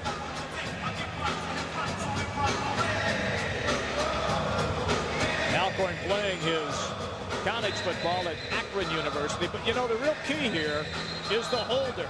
It's Harry Leon from Eastern Washington. Is that what it is? It's him. It's the placement. It's the correct spin on the ball by Harry. He's got to be like the 3rd most famous alumnus of Eastern Washington, behind yourself And Kurt. And Kurt Schultz. Yeah. And I guess Kitten is even further down the list now. Yeah, Kitten is losing his stature.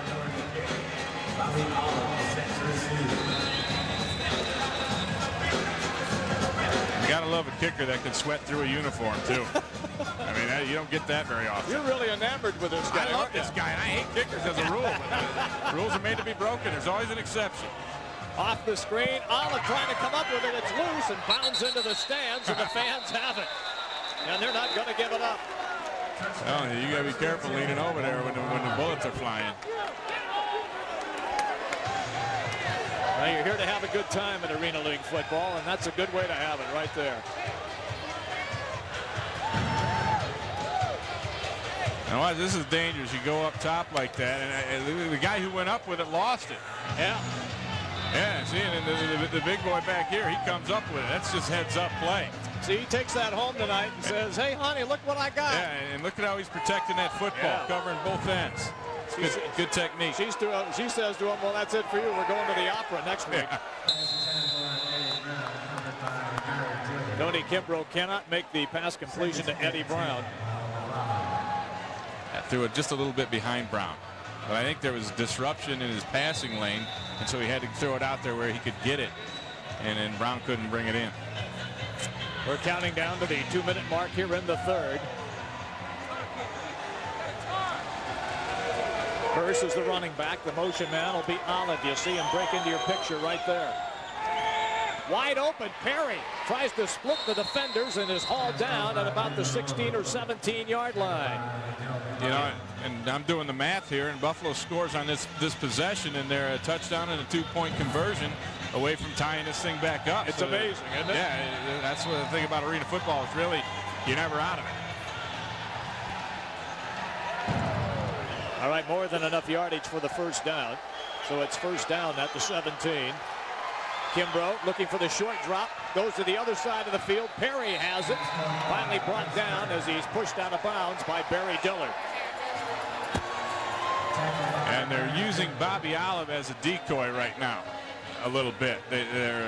Kimbrough is looking at Olive, and he's pumping that way, and Olive's getting a tight coverage, and then they go back, and Perry was open. Well, the fans are still fired up here. They're doing the wave. See how Kimbrough's looking over this way and then zips back the other side. Good play calling. Kimbrough this time lets it go over the middle. He's got Perry. Perry trying to break a tackle and get into the end zone. Still on his feet, finally hauled down. Mark Ricks makes the touchdown-saving tackle for Portland. That's the same thing I just talked about. They did it again. They brought Bobby Olive through the middle, cleared, and Perry came in behind him, and he was wide open. There's the pump fake for Olive, and then zip it over the middle to a wide open Perry. Now Buffalo's found something here, though. Kimbrough to throw. He's got time into the end zone. Too high. It was intended for Eddie Brown, but too much zip on that one. That was just good coverage all the way. Didn't really have a chance for that. And that'll be the end of the third quarter. Had trouble moving in this red zone, this shortened area of the football field. They've tried to run, they've tried to throw, and they've had little success with either. Kimbrough looking for Branch. Got him. Did he get in? Yes. Yeah. Past the pylon. Touchdown, Buffalo. And that was a nice play call from Dave Winham over there, using the wide side of the field, running your top receiver up, busting it outside. The timing route was there. Although I don't know if Branch is the top receiver on this team anymore with Bobby Olive here, but he certainly is a good one. He leads the team in receptions. That's a good strike. That's a nice throw.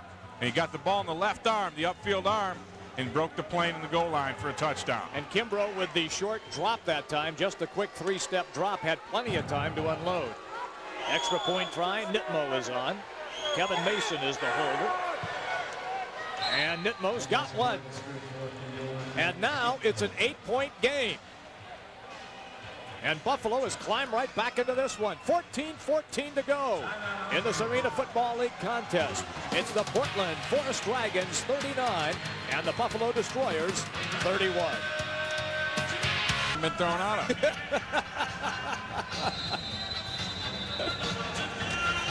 All right, set to go. Nitmo ready to kick off. Back to receive is Mark Ricks. Off the screen, Ricks has got it. At the 5, looking for running room. He's got a seam, and finally John DeWitt traps him at about the 17-yard line. Nice play in the open field. DeWitt laying out and giving up the body and making that shoestring tackle. Autumn Creek Apartments, a proud sponsor of Buffalo Destroyers football. Visit the new luxurious Autumn Creek Apartments. You can call them at 689-3300.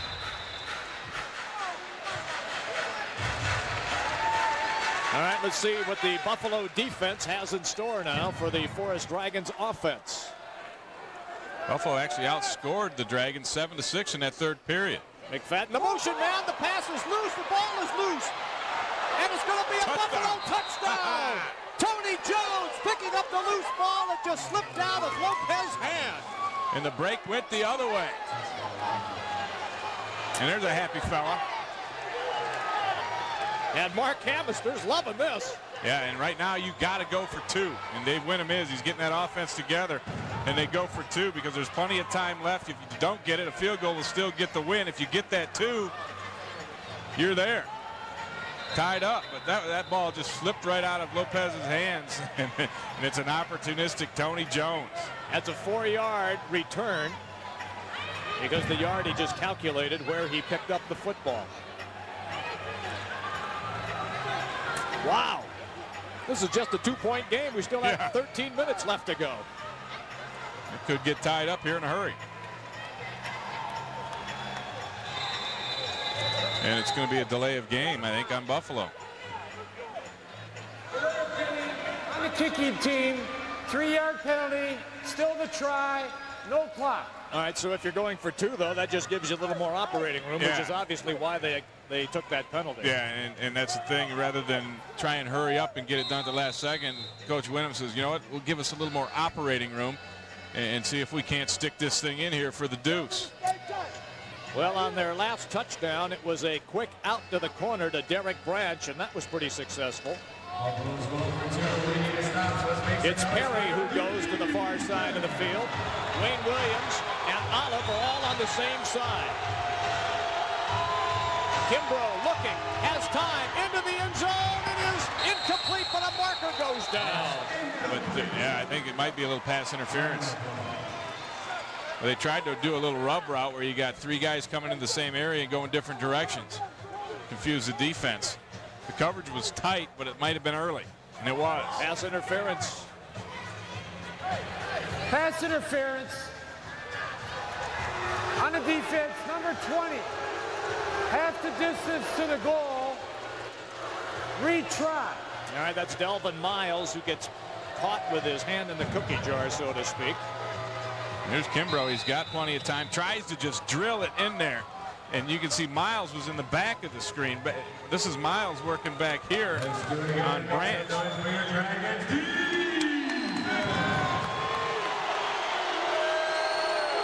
Kimbrough back to throw. Under pressure. Releases in the end zone. Caught! They ruled he was out of bounds, however. It was caught by Perry. They ruled that he was up against the boards, and consequently it will not count. So a tough break that time for Buffalo because that would have tied the game. In any event, 12:52 to go in our contest. It is the Forest Dragons 39 and the Destroyers 37. Back strong. They came back strong in the 4th quarter last week, and they're doing it again this week. Ricks has it. And he's knocked down as he crosses the 10, out of bounds at around the 11, maybe the 12, depending on the spot of the football. And that's DeWitt again making a big special teams play. Big fella can cover the kicks.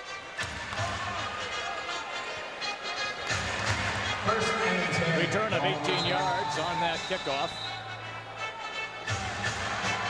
And John DeWitt out of Vanderbilt, 6'4", 285. And here comes Ron Lopez in the offensive unit for Portland. And the Destroyers defense hoping to make another stand. And that is going to be caught on a sliding catch that time by Pete McFadden. I don't know if McFadden, they're going to give him the catch, but it looked to me like that ball might have hit turf a little bit. Well, here's your second look.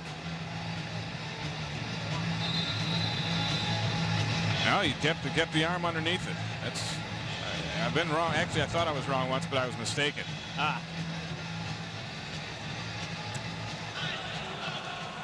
Good grab from McFadden. I've never heard you make an error on this broadcast. McFadden is the motion man. You got to start listening better. And they run the football to Bullock, who steps over one tackler, knocked down at the 24-yard line, but he's got enough yardage for the first down. Yeah, that was Chris Perry that shot low on Bowen, and that's about where you want to shoot on him. He's a load coming in there at 250. Watch Perry on this cutback. He's going to go down low, and then it gets finished up by Wayne Williams. midfield.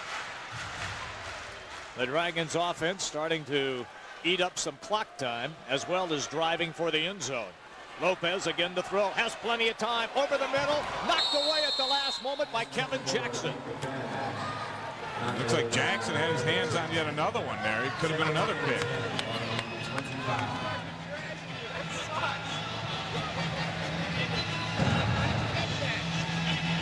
Lopez with lots of time. Yeah, not a tight spiral. That thing got away from him a little bit, but look at Jackson. Oh, that was just out of reach of the outstretched fingertips of Kevin Jackson. Good defensive play. He's played much better in the second half. As has the entire Destroyer team, for that matter. McFadden again, the motion man. Lopez, lots of time, over the middle. This one knocked away again. It was intended for McFadden, and he went into the boards very hard. I think you got holding on the Dragons on the play as well. And Jackson slow to rise. Once again, the defensive play, and he comes up limping. No, not at all. I'm okay. The difference is the timing on this, because Lopez holds this ball a little too long, because you're going to see McFadden is open there early, and it gets closed, and then great technique going after the ball. Watch, I mean, this is a catch until Jackson goes after the football, and that's excellent technique. That's what you're taught to do. When that receiver has his hands on the ball, you go and try and knock that thing out. Boy, Kevin Jackson has really come up big here. Let's hope he's not hurt. He kind of had the ankle. He was shaking that thing off. He's walking a little gingerly behind the line there. You can see him limping on it still. And a timeout has been called. Check that. That's their second charge timeout. And this timeout, of course, brought to you by M&T Bank. M&T, all the bank you'll ever need. You know, I find it interesting that Buffalo's defense, once again, as we saw against the San Jose SaberCats in the second half, has come up big and has shut this team down. They really have, and they're doing it in a number of different ways. The rush has gotten to Lopez a little bit. They're throwing his timing off, and then the secondary, the coverage has been outstanding. The Italian Fisherman, a proud sponsor of Buffalo Destroyers football. It's the Italian Fisherman for great food, fun, and entertainment on the lake, on Broadway in Lancaster and Lakeshore Road in Hamburg. And you see the numbers on Ron Lopez. Well, he was 11 of 15 at one point, so you can see the difference. And the other thing I think is this Portland team is getting ready to self-destruct for you. They did it a little bit in the first half with the penalties, and then the turnover where Lopez just let the ball slip out of his hand, and they will give you some things. And if Buffalo can capitalize, they got a chance, baby. They got a chance. And these same two teams play each other next weekend in Buffalo. Lopez, this time with pressure on him, lets it go, and that's going to go incomplete. And again, it's Jackson with the coverage. That's just all around great defense. The pressure was there as Tony Jones was hitting Lopez as he let it go, and then Jackson had the tight coverage, and this thing doesn't have a chance. That's a great defensive stand, and now Buffalo will have a chance to get the lead back in this game when they get the ball, although we have to get by Mr. Alcorn, looking to set a league record for his 28th field goal of the year here.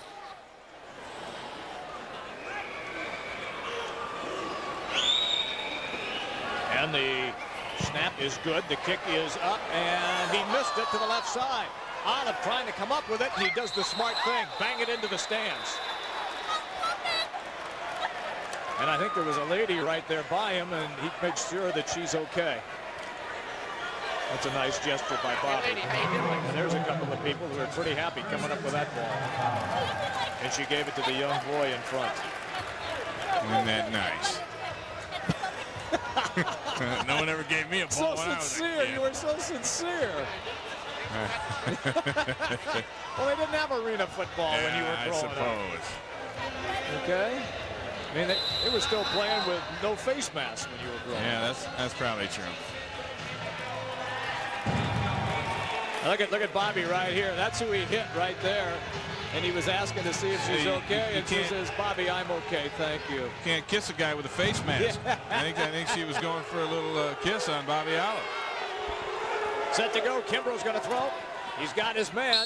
It's Derek Branch, who seems to be the hot receiver right now. Yeah, it was Olive in the first half, and now Branch has kind of taken over that primary role. Perry caught a couple in the last drive, but what you're seeing is a lot of quick stuff from Buffalo, a lot of quick stuff, and then that's setting up the hitch and go, the pump fake, and the go for the home run ball. I wouldn't be surprised to see him roll that out. Well, as we count down to 8.5 minutes left in the game. Olive is the motion man. Kimbrough with time, hitch and goes, got a man open, Perry one-handed catch!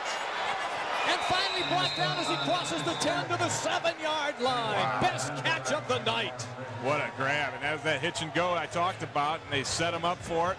And then Kimbrough threw it on a rope, and Perry goes up with one big old paw and brings it in, and these Destroyers are playing some football here in the second half. Look at this. Wow. That's a great grab.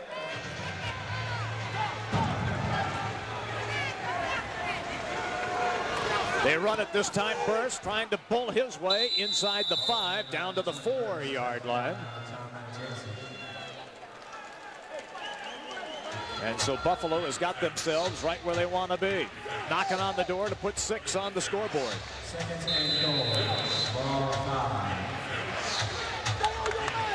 So second down at the 4-yard line for the Destroyers. One thing that'll work down this area is a crossing route, but they're going to go with the 3 receivers off to the left side, and I'm sure they're going to be doing some zigging and zagging there. Perry, Branch, and Olive, they run the football straight ahead, and there's nothing there.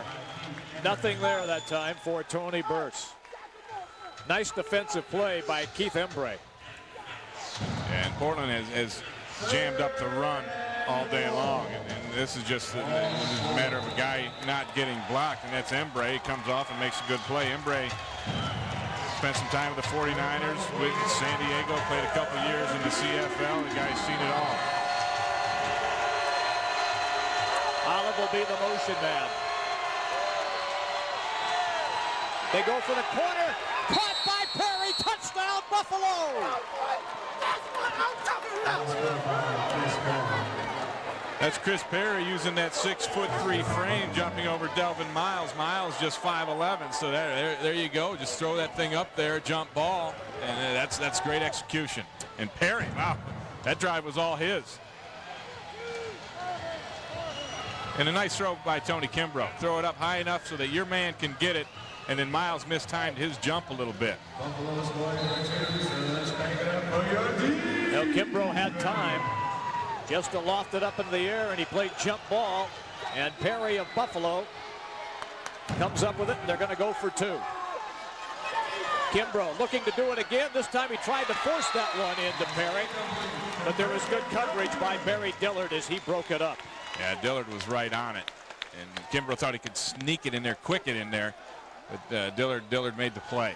It's a 4-yard touchdown catch, however, by Chris Perry. It's 43-39 as Buffalo claims the lead with 5:51 to go in this game. The scoring drive, 5 plays, 45 yards, and the 4-yard touchdown pass to Perry, but they could not convert on the extra point.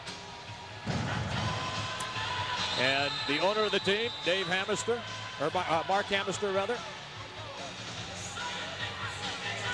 fired up. He'd like nothing better than to see his club win its first ever Arena Football League contest. You see him looking up at that scoreboard. He wants that clock to roll, baby. Make that thing go. Kimbrough overall 22 of 37, 248 yards and 3 touchdowns.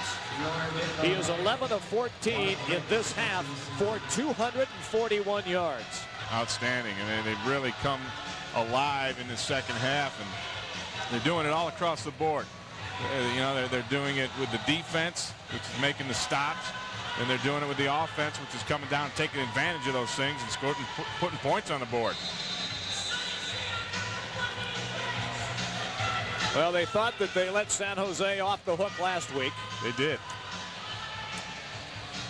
They stayed in San Jose, worked out in the heat, well over 90 degrees outside.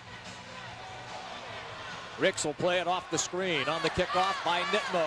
Some running room up the middle, and finally it is Perry who has been the money man for Buffalo in the last 5 to 8 minutes, coming up with the tackle. See, and that's what it takes to win football games. You got to have different guys filling in and doing it. Early in the game, it was Olive. Kimbrough's been consistent throughout. You've had DeWitt making plays. You had Tony Jones with the touchdown fumble recovery, and now you've got Perry making a big touchdown catch after making another one-hander on that drive and then making a special teams play. You need everybody if you're going to win a ball game, and they've got them going right now. All right, now it's up to the Buffalo D to see if they can stop Portland. They were successful the last time around. Motion on the line of scrimmage, and the markers fly, and we will wait right here to make sure that it was an offside or illegal motion on the offense. Prior to the snap, false start, number 87 of the offense. 3-yard penalty, still first down. Ray, you talked about how Portland has a tendency to continually make mistakes, and that's why they do not have a winning record. That's why they're 5-6 coming into tonight. Yeah, you watch them, and for streaks of this game, they look like one of the best teams we've seen, and then they kind of just fall off the face of the earth here. They make stupid penalties, which they made several of those. They had a bad fumble, and now another mistake on a penalty. They will beat themselves if you let them. David White jumped that time. They want to go deep. Dillard's there. Jump ball as they had McFadden and Jackson battling for it. It falls incomplete, but There's a second penalty, too. yeah, I think that'll be some rough stuff that took place after the whistle.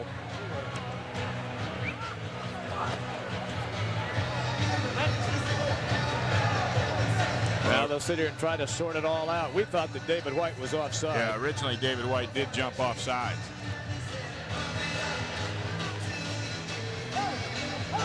Sure, that'll be one of the multiple infractions on this play. Offside, number 34, the defense will administer the 3-yard penalty. After the play, personal foul on the defense and personal foul on the offense. Those will offset. Again, the result of the play, 3 yards, repeat, first down. All right, so it's just going to be a 3-yard mark-off as the unsportsmanlike conduct penalties are offsetting. Here's an interesting stat. Net yardage this half. Buffalo 69, Portland 8. Good defense, baby. Yep. Oh, that's a sensational catch. Antoine Worthman tried to jump in front of McGowan's. Didn't make the play, and McGowan's did. And McGowan's is better when he's horizontal than when he's vertical, because he loves to lay out, and that's the third time tonight he's made a catch while horizontal.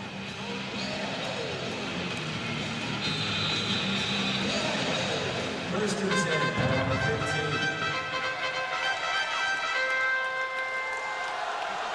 15. Lopez brings the offense to the line of scrimmage. McFadden, the motion man on the far side. They're going to run the football this time, and some running room to the far side. Matajesic right there. Tom Matajesic out of Portland State with the carry. Just signed this week. And it looked like Matajesic had a lot of room early on, but the Buffalo defense rallied and pursued Worthman and Eddie Brown. Both of them shot over there and put a stop to it quick. And you see the time winding down as we head toward that 3-minute mark. From the 12. Lopez into the end zone, knocked away at the last moment. Eddie Brown closed just in time to bat that short touchdown pass away. And Eddie Brown almost had the interception, too.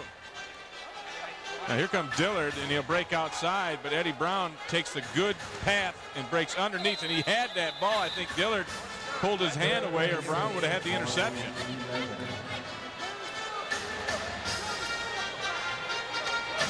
Oh, that was tight. Big third down. Pete McFadden is the motion man for Portland.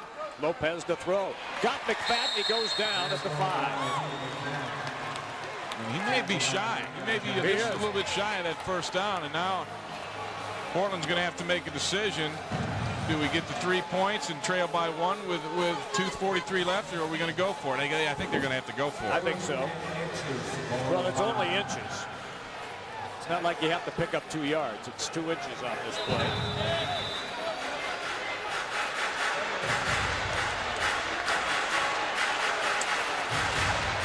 Time continues to run off the clock.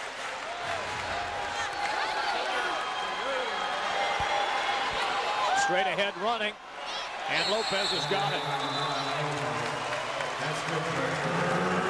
Well, as big as Ron Lopez is at 6'5", he just kind of has to fall forward, and that's all they needed.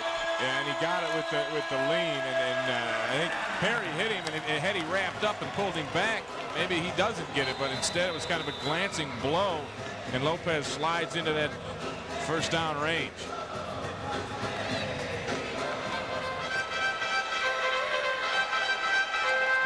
Portland 5-6 coming into tonight's game. They need the victory to stay in the Arena Football League playoff hunt. A loss tonight kills their chances. Broken play. Lopez almost ran it in for a score. He almost pitched it to nobody. I think he expected Barry Dillard to be out there to get the pitch. Look at, I mean, wait a minute. There's nobody out there to take the pitch. And Chris Perry kind of lassos Lopez. But that's what I'm telling you. This team they'll beat themselves if you let them. Well, Buffalo has called a timeout. They need to stop the clock and talk things over.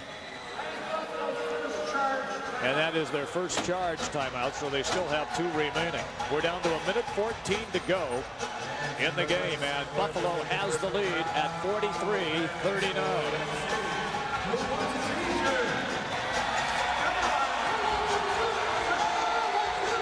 Let's quickly go down to Bob Trimble. Bobby. Yeah, I'm standing by, guys, with the owner, the very impatient and hopeful owner of the Buffalo Destroyers, Mark Hamister. Boy, it's been coming like this a long time. This would be something else they could hold him. It sure has. You know, when we're down 16 points at the half, this team stayed in it, and look at that score now. We're leading. Granted, the other team is threatening right now, but we still have plenty of time to play, and it'll only take 3 points to tie it, even if they score here. And, of course, we're going to go for that touchdown, obviously. I keep wondering if it's that facial hair that's helping things out. Well, I don't know, but, you know, this was just started out as a vacation thing, but I'll tell you what, if that makes a difference, I'll leave it on. Okay, thanks, Mark. Let's send it back upstairs to Jim and Ray. It's coming down to the wire, guys. All right, he would like nothing better, of course, than for his team to get its first ever Arena Football League victory.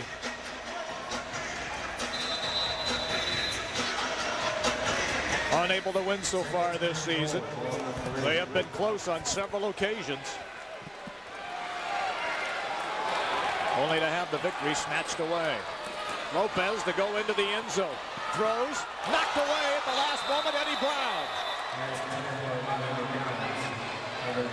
That's just nice coverage for a long time because Lopez has all day, but the coverage is there, the coverage is there. Now, Eddie Brown wasn't even covering this man, but came off his man to kind of help out. Good instinctive football play from Eddie Brown. Remaining. Third down. All right, just clarification on what timeouts are left. Buffalo with 2, Portland has 1. As we have hit the 1-minute mark, and that means the clock will stop. Yeah, and this is now is a big third down, but you got to figure it's 4-down territory for the Forest Dragons. A field goal right now isn't going to help them.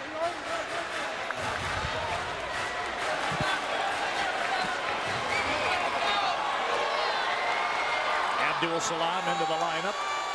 At one wide receiver position, McFadden is the man in motion. Lopez, they're going to run the ball. Bowen, he's not going to get there. Eddie Brown came up first. David White was there, and now a penalty flag goes down in the end zone. Away from the play.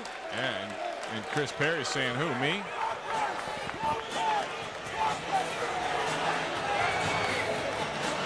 And if it's against Buffalo, that's going to move it half the distance to the goal line after they just came up with that huge stop. Let's just hope it's not an automatic first down type of penalty. And it is against Buffalo.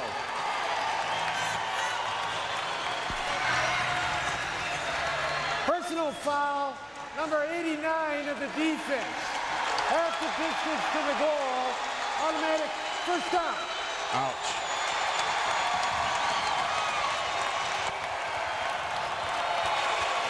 Boy, that is just crushing to this Buffalo defense because they had shut down Portland. It would have been 4th down and 5. Now it's at the 2-yard line. Yeah, and Perry was way in the back of the end zone, with his man. I don't know what he's thinking back there. And it was a running play. Clock running down to 45 seconds. McFadden is in motion. Under pressure is Lopez by White, and White gets him. Lopez throws it away. That'll stop the clock. And now you have to worry about the clock. It's second and goal from the 2, but there's only 35.7 left. Now the incomplete stops it, so Buffalo's okay there. But if they stop him here, I think you have to take a timeout. Well, you look in the back of the end zone, and it looked like Bowen was wide open back there. Yeah, but I think with White bearing down on Lopez, he couldn't see it. Yeah, he didn't have time to pick him up. 35 seconds remaining. 43-39, Buffalo leads. Fans on their feet, they rise as one. Lopez into the end zone, knocked away, and a penalty marker comes down. It was Antoine Worthman.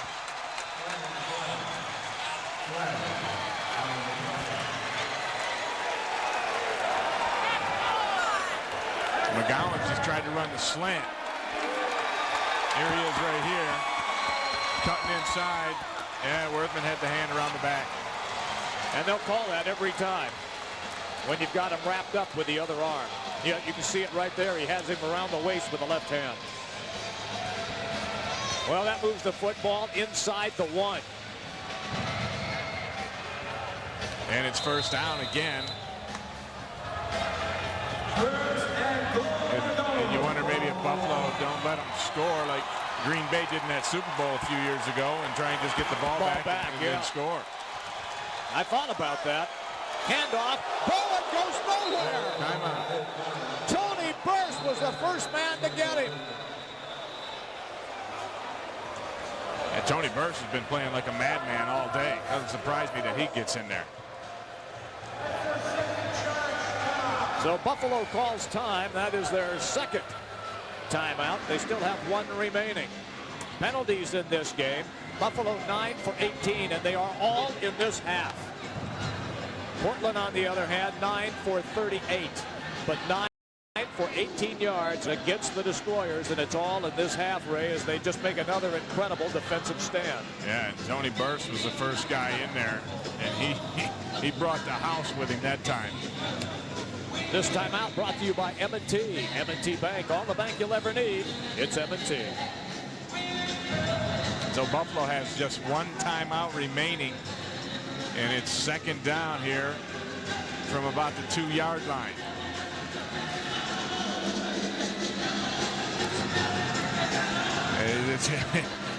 It's dicey right now. It is dicey. It don't get much more dicier than this.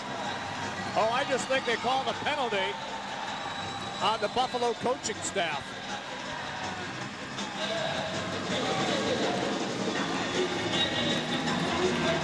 And Dave Wenham is hot. He's really hot. Yeah, and Mike Denbrock down there, and he was getting involved in it too. I think it was Denbrock who got called for it.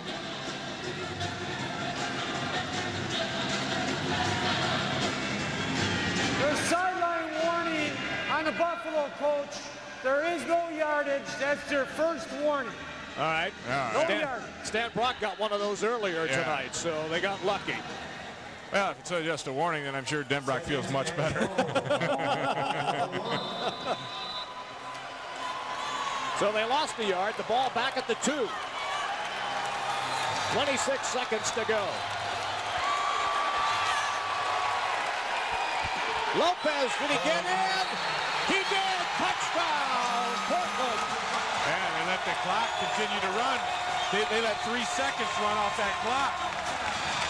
They better fix that. 3 seconds could mean the difference of win or losing here. You got the Homer clock situation. Absolutely. Well, this is a club that's trying to make the playoffs. They win, they even their record at 6-6. If they lose, they're done. So this game is huge for the Forest Dragons. And Lopez, just with the size and the extra effort, does get the ball across the plane. That's clearly a touchdown. Looked like they had him stopped right there, but he kind of bounced back inside and found a little crack. You mean it wasn't those Phantom Vinny Testaverde touchdown runs? No. The 1-yard run by Lopez. The drive, 11 plays, 36 yards, and they did what they wanted to do, eat up the clock. 5 minutes and 32 seconds. And they did put a couple of seconds back on the clock. 20.5 left. This will make it a 3-point lead. It's good.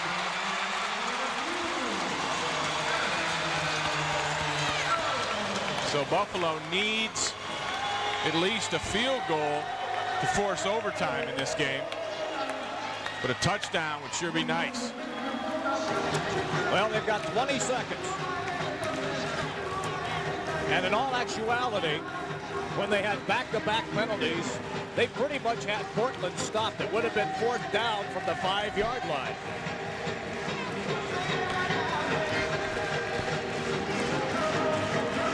And the fans think they got it wrapped up here, but 20 seconds in arena ball can be a long time. That's a long time. And if we do go to overtime, it's a little bit different than maybe what you're accustomed to. Each team will have an opportunity to possess the football. So whoever wins the toss, if they go down and score, it's not over right then. The other team does have an opportunity to possess the football and tie it back up. Now after that, then it becomes sudden death. But before we get ahead of ourselves, Buffalo needs to come down and come up with at least 3 points. They need 3.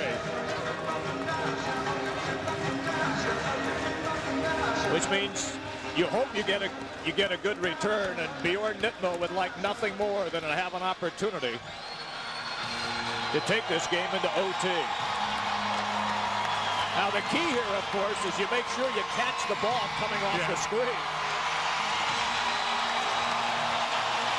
You can't take anything for granted right now.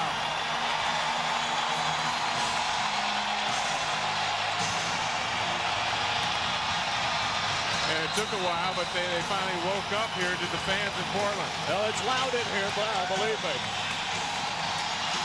Bobby Olive is the deep man for Buffalo. Alcorn is ready. It's off the screen. Olive's got it, and here he comes. Trying to get outside, turns the corner and runs out of bounds. That'll stop the clock. 16 seconds remaining.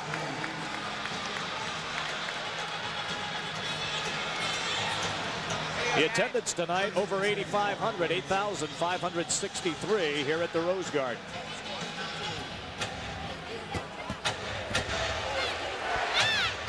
Well, you don't have to worry about the field goal yet. You've got some operating time.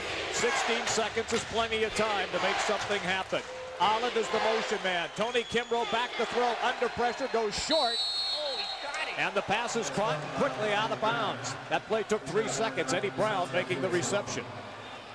That'll give Buffalo a little more room to breathe, a little more room to develop and play. They do have 1 timeout left. For Bjorn Nittmo, he is 1 for 2 in the field goal department tonight. He made a 37-yarder, and he missed a 25-yarder that was later recovered by Portland for a touchdown. That came right at the end of the half. Kimbrough looking, got his man, Perry, up to the 20 and steps out. 9 seconds left. Yeah, that took about 4 seconds, so maybe you got a chance One more for shot? at least one more play you have a shot for. All right, do you throw the long ball, or do you just try to get maybe to midfield and then have Nittmo come out and try to tie? Well, I think you definitely send one guy long, and if it's there, you go for it. And if not, you hit the short one and get Nittmo a little more room. But I think you got to look long anyway. Olive in motion.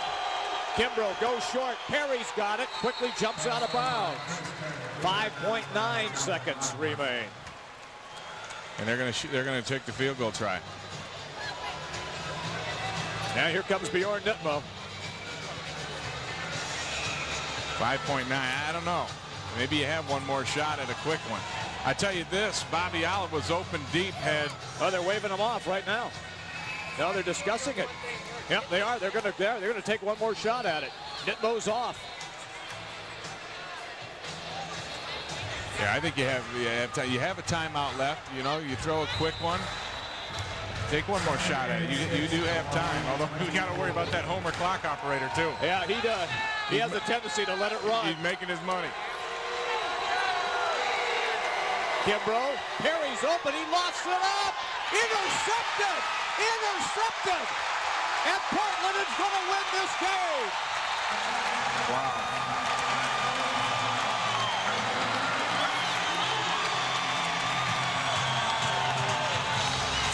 Abdul Salam picks off the pass. And I think, Tony Kimbrough, you got to throw this one away if it's not there. You can't take that chance. Let your kicker, let your kicker take a shot.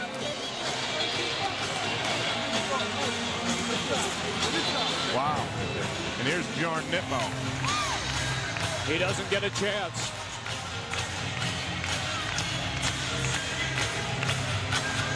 Never got his chance.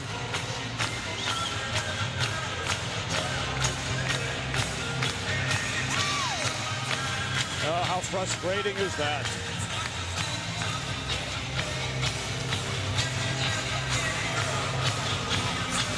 Here's another look at it. Salam had read it all the way.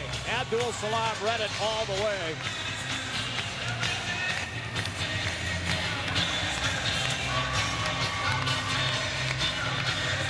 Yeah, that's just a poor choice from Tony Kimbrough, who played great the entire night, but tried to go for it all there at the end. All right, final score. The Dragons beat Buffalo by 3 on the last play of the game as they stop Buffalo from scoring. 46-43. We're back after this.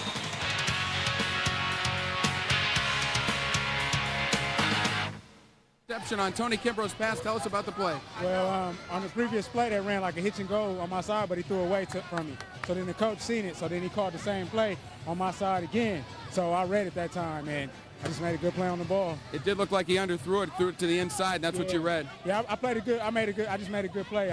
Like thanks to my coaches, I played my technique correct, and I was in the right place at the right time. Were you at all in defense surprised about them doing that instead of going for the field goal with that little bit of time left? Nah, I mean, they really have nothing to lose, being in the position they're in. So I'm not shocked at the call at all. Congratulations on the win. Thanks a lot. Okay, that's the story down here on the field. Jim and Ray, back upstairs to you guys. All right, Bob, thank you very much. Tony Kimbrough, despite that last interception, 24 of 41, 269 yards, and he has 4 touchdown tosses in the game. Yeah, and Buffalo played well enough for the second week in a row to win a game. I thought they had this one at the end, and just a little miscue on that last play, but that's what it takes to win a game. They're getting closer. Next week they got another shot at these Dragons again. I got them as the early favorite, Jimmy. Early favorite. That's right. It'll be at the arena as the Portland Forest Dragons will be the opposition. For Portland, they are now 6-6, and they keep their playoff hopes alive. For the Buffalo Destroyers, the run continues, unable yet to get a victory so far in their inaugural season in the Arena League. For Bob Trimble, along with Ray Bentley, I'm Jim Brinson. Good night, everybody, from Portland, Oregon, the Rose Garden, where the Dragons beat the Destroyers.